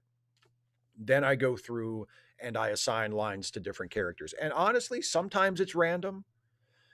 Um, Sometimes if there's interplay, if there's lines that are kind of interacting with each other, I try to hear them in the characters' voices or associate them with the characters' personalities and think, okay, is that something Jack would say, or is that something Stuffy would say, or is that something I would say? And it kind of works like that. It depends on, and also it depends on, has it been a while since Jack made a joke? You know, has it been a while since we heard Stuffy say something? Has it been a while since we heard Hans say something? So I'll keep track of that and make sure that nobody goes quiet for too long. Nobody gets forgotten, you know. Um, and then the last step is, well, no, then after that, what I usually do is I watch the movie straight through with the script in front of me, and I do the riffs without recording anything uh, out loud just to check the timing, just to make sure that there's enough space for all the jokes. And I usually end up having to take stuff out because I've written too much or I have to rearrange things, or I say, oh, this, I make a joke here, but the same joke would work a little bit later. So I'll do that, I just to kind of rearrange the timing.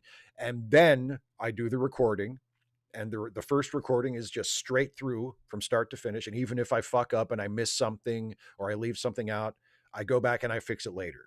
So there's a recording session of just straight through start to finish, and I do the best job I can, and then I go back and I do re-recordings and fixes and touch-ups to make it as good as I can get it.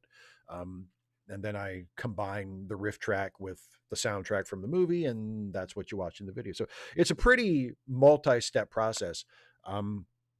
And it can get a little grueling at times, especially if you're watching the movie. And again, and I do it all by myself. Like I don't have a writing staff. It's just me.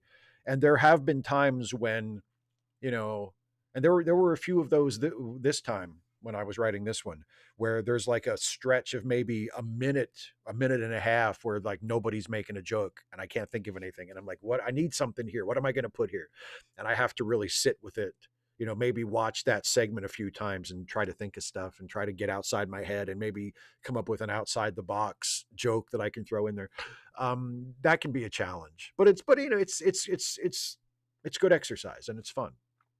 But yeah, it's it's a process. um, I have clicked on live chat geek. I have it on live chat. Um, Drunken Taoist says, nice to catch you live. I've been really enjoying your old videos. Thank you. I appreciate that. What counts as a controversial question here, Greg? I have no fucking idea. Okay, Geek is sharing one of 255 AD's question. You see people joking about Hitler maybe having Kalman syndrome, i.e., micro penis. I considered making my question about that to make a point about ableism rather than homophobia. Um, yeah, I mean it's kind of the same thing. There's all kinds of things to make fun of Hitler for. Like do we? I mean, yeah, okay, maybe he had a tiny dick, okay, but I mean he also was like a mass murderer. And really, if you're going to make fun of Hitler's appearance or something about Hitler's body, the mustache is right there. Make fun of the mustache, right? That's not an immutable trait. Go for it. Um, Frost Greg, have you messaged Mike Staclossi yet? No, I have not. We don't know each other, and I'm not. I don't feel comfortable just like reaching out to him out of the blue and saying, "Hey, I randomly mentioned you in one of my YouTube videos. You want to have a Star Trek trivia contest?" um, Super chat from John Burns. Thank you, my friend. Says Riker versus Riker, the legal drama no one expected. So it would be Will Riker versus Thomas Riker. What's at stake? What are they fighting for custody of? Or are they fighting, or maybe it's for the identity. They're whoever wins gets to be the real Will Riker. There you go. Christian McCaffrey says, "Do you have a favorite movie director?" Oh God, yes, of course. I mean, traditionally, I have to say I'm a Stanley Kubrick guy. But I love Buster Keaton. If I absolutely gun to my head had to pick, even though I love Kubrick, and I mean I love 2001 and Doctor Strangelove, and really all. I mean I'm a big fan of most of Kubrick's work. I I'm not necessarily going to pop in Barry Lyndon on a whim, but it is a beautiful movie. Like it's an exquisitely made movie. Um, But I mean, my favorite movie ever is a Buster Keaton movie that he directed and starred in, Sherlock Jr., which is another movie that, it's like 45, 50 minutes long. It's not very long at all, but it's like a little jewel. It's just a masterpiece. There's not a bad frame in the whole thing. It's just one of the most magical films I've ever seen. Um, so if I absolutely had to pick, I might say Buster Keaton is my favorite director because he directed or co-directed a lot of his films. Akira Kurosawa, obviously, fucking genius. Ikiru. If you can watch Ikiru and not be moved, I don't know what to tell you. I mean, it's just such a beautiful fucking movie. Yeah, I have a lot of favorite directors, but again, like if you absolutely force Charlie Chaplin, again to go back to the silent era, Charlie Chaplin, amazing director. Um, Not maybe much more performance focused, not quite as artful in terms of like the broad sort of art of cinema as Keaton was, or certainly as Kurosawa or Kubrick were, but great director. But if you really forced me to choose, I might say Buster Keaton because he made some films that are damn near perfect. Um, Geek says, silly question. Are there movies one should see for someone to be classified as a film buff? Well, yes, but it would only be my opinion. You know, like you could ask me, like, what movies should I see to consider myself a film buff? And I can give you a list of movies that I think everybody should watch if they want to really care about movies or be, you know, up on the history of movies or movies that they should have seen. But I mean, it's just my opinion. Somebody else might tell you something else. So there's no definitive list. Um, John Burns with a super chat says, "Well, here comes Adolf. He's got in his hand rodeo, whatever the fuck that means, man." I have no idea what are you going on about? Um, Kirok says, were you ever a Three Stooges fan? I think I've told this story before, but my Three Stooges story is this.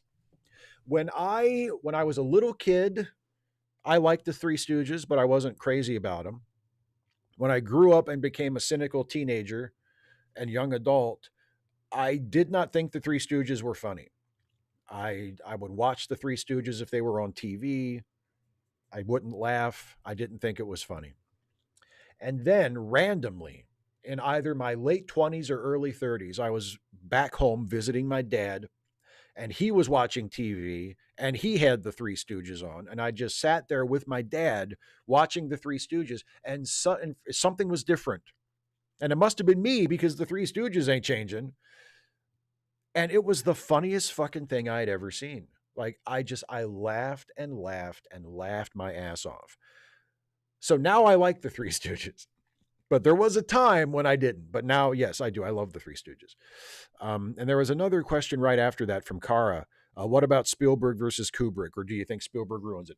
No, look, Spielberg made a movie called AI that was based on a concept that Kubrick had been working on, that was a film that Kubrick may have directed himself had he not died. And Steven Spielberg stepped in and made the movie that Kubrick had been developing. But he made it as a Steven Spielberg movie, which was his prerogative. I mean, it's his movie now. He can make it whichever way he wants.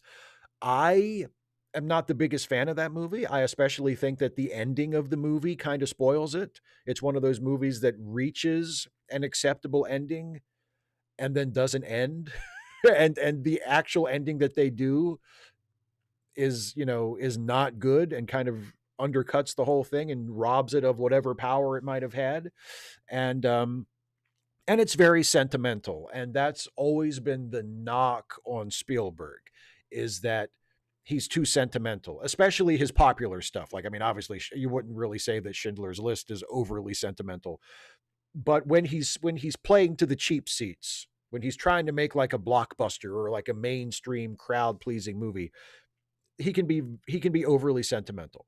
And I think that's true, but he's not always that way. I mean, Steven Spielberg has made some fucking brilliant films. Jaws, Raiders of the Lost Ark, um, even some of his relatively recent stuff. I mean, Minority Report, which is like 20 years old, but relatively recent considering he started in the 70s. Minority Report, directed by Steven Spielberg, great fucking movie. Um, Catch Me If You Can, directed by Steven Spielberg, great fucking movie. Um, um, oh fuck, I can't think of it now. Munich, great fucking movie. Not None of these are like overly sentimental or pandering or cloying. Um, and they're great movies. So Spielberg is a great director. Do I prefer Kubrick? Yes, but Spielberg, when he's good, when he's on, is great, and he's obviously an incredibly talented director. Spielberg is great. Um,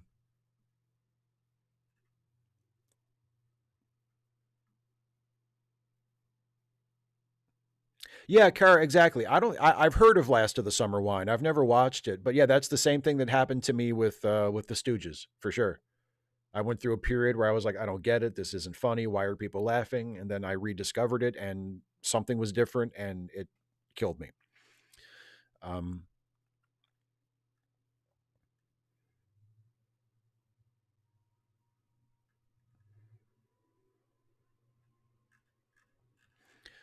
John Burns with the super chat says Spielberg Napoleon series with HBO from Kubrick. Yeah, Kubrick. That the Napoleon movie was a movie that Kubrick had considered making for a long time. There's a famous story where somebody asked Stanley Kubrick, what are you working on now? And he said, I'm working on a movie about Napoleon. And the person said, oh yeah, what part of Napoleon's life? And Kubrick said, all of it. So you can't say that Kubrick wasn't ambitious. You can't say that he didn't have a grand vision. Um, Shemp is underrated. Yes, Brelly Ghost. I goddamn agree with that. Shemp is my favorite stooge. I love Shemp. Um, John Burns with a super chat says E.T. 2 would have sucked. Never made by Spielberg. I mean, to be honest, just between the two of us, I'm not the biggest fan of E.T. 1 either.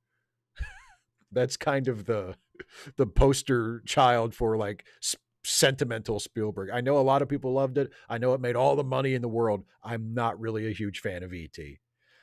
I much prefer Close Encounters.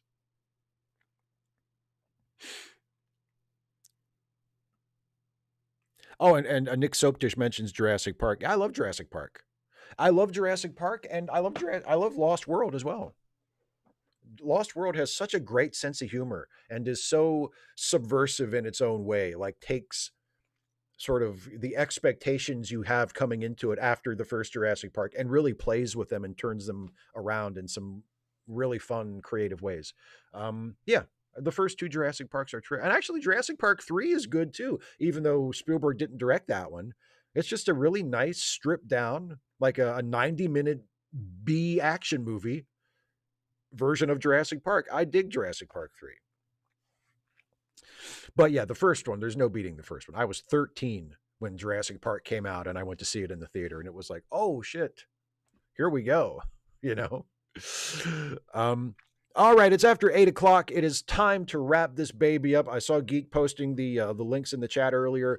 Please, please, please consider making use of those. And also don't forget charitylinks.page, which has all of those links and more that are there if you have a few extra bucks to help out some friends of ours who need a helping hand. Please consider doing that if you can, if possible. And also, don't forget if you want to continue to support my YouTube work here, if my YouTube videos mean anything to you, if they entertain you or are of some use to you, and you would like to help me out and ensure that I continue to do this, you can do that by becoming a patron by going to patreon.com/Steve Shives, or you can also click the join button here on the YouTube channel to become a channel member. And if you become a patron or a member for any level of support, whether it's $1 a month or $5 a month or however much you can afford and you think I'm worth, any level of support at all as a patron or a member gets you access to submitting questions early for Ask Away for these live streams. And those are the questions that I answer in the first part of the show. So if you would like to not only support this channel, but also guarantee that your question for Ask Away gets answered and that it gets answered in the first part of the show before I turn to the live chat, patreon.com/Steve Shives, or click the join button to become a channel member. And I really, really appreciate all of you who are patrons and members. I could not do this without you. And yeah, my eternal gratitude to all of you. Also, don't forget, if you like the YouTube stuff that I do, you might also like the podcast stuff that I do as well. I am featured on 2 podcasts that are part of the Let Me Listen family of podcasts that are created and produced, and most of the actual work on them is done by my best friend in the whole world, the brilliant and hilarious Jason Harding. I am Jason's co-host on the movie review podcast Late Seating, where we take a look at classic films and give them a fresh review and see if they deserve whatever reputation they have, be it good or bad. Our most recent Late Seating is our review of the movie American Splendor, which is the Harvey Pekar biopic starring Paul Giamatti and Hope Davis, among others.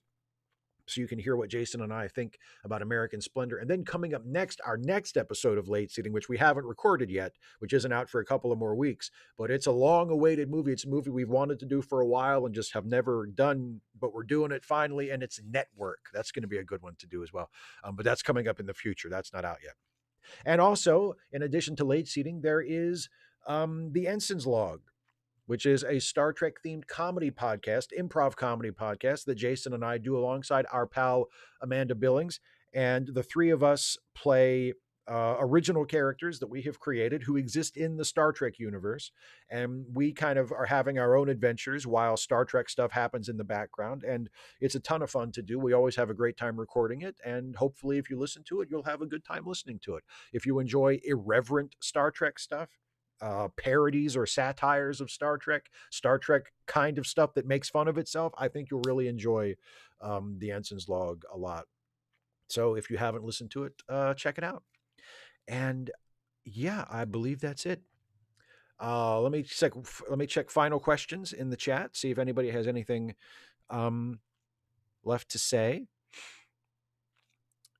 Yeah, Shemp was Shemp Howard. Shemp was Curly and Moe's brother. And he was an original Stooge, and then he kind of became a replacement Stooge. Yes. Yeah, everybody's getting the Network line in there. I'm mad as hell. I'm not going to take it anymore. Great line, great performance. 255 AD says, regarding my question, I think it's fucked up that a lot of Trumpers would genuinely be more disturbed by finding out that he had consensual sex with another adult man than a teen girl. Yeah, that's pretty fucked up. I would agree with you. That's pretty fucked up. Um, Caitlin says, watch Network with a partner at Halloween. Cool. It's been a long time since I've watched it. I'm really looking forward to watching it for the show. Oh, and yes, Kara says, see you Wednesday for another favorite, Evil Under the Sun. Yes, on Wednesday, Dana and I will be back with another Trek Reluctantly live stream. And this week we are starting a Poirot episode, because the way that show works is we watch an episode of Deep Space Nine for 2 weeks in a row. And then we watch an episode of Agatha Christie's Poirot starring David Suchet. And we do that for 2 weeks because now we're into the phase of Poirot where all of the episodes are feature length. So we split them down the middle and we watch half of the episode 1 week and half of the episode another week. So this coming Wednesday, we're watching the first half of the Poirot mystery, Evil Under the Sun, which I have not seen, because that's part of the gimmick of the series, that I have not seen the Poirot stories and Dana has, but it is highly anticipated. A lot of people have spoken very highly of that one. So I'm looking forward to checking it out. 40-something man child says, love your videos, mate. Thank you very much. I appreciate that. And on that note, I'm going to call the festivities to a close. Thank you all so much for being with me. Have a good night. Have a good weekend. And I'll see you next time. Take care, everybody.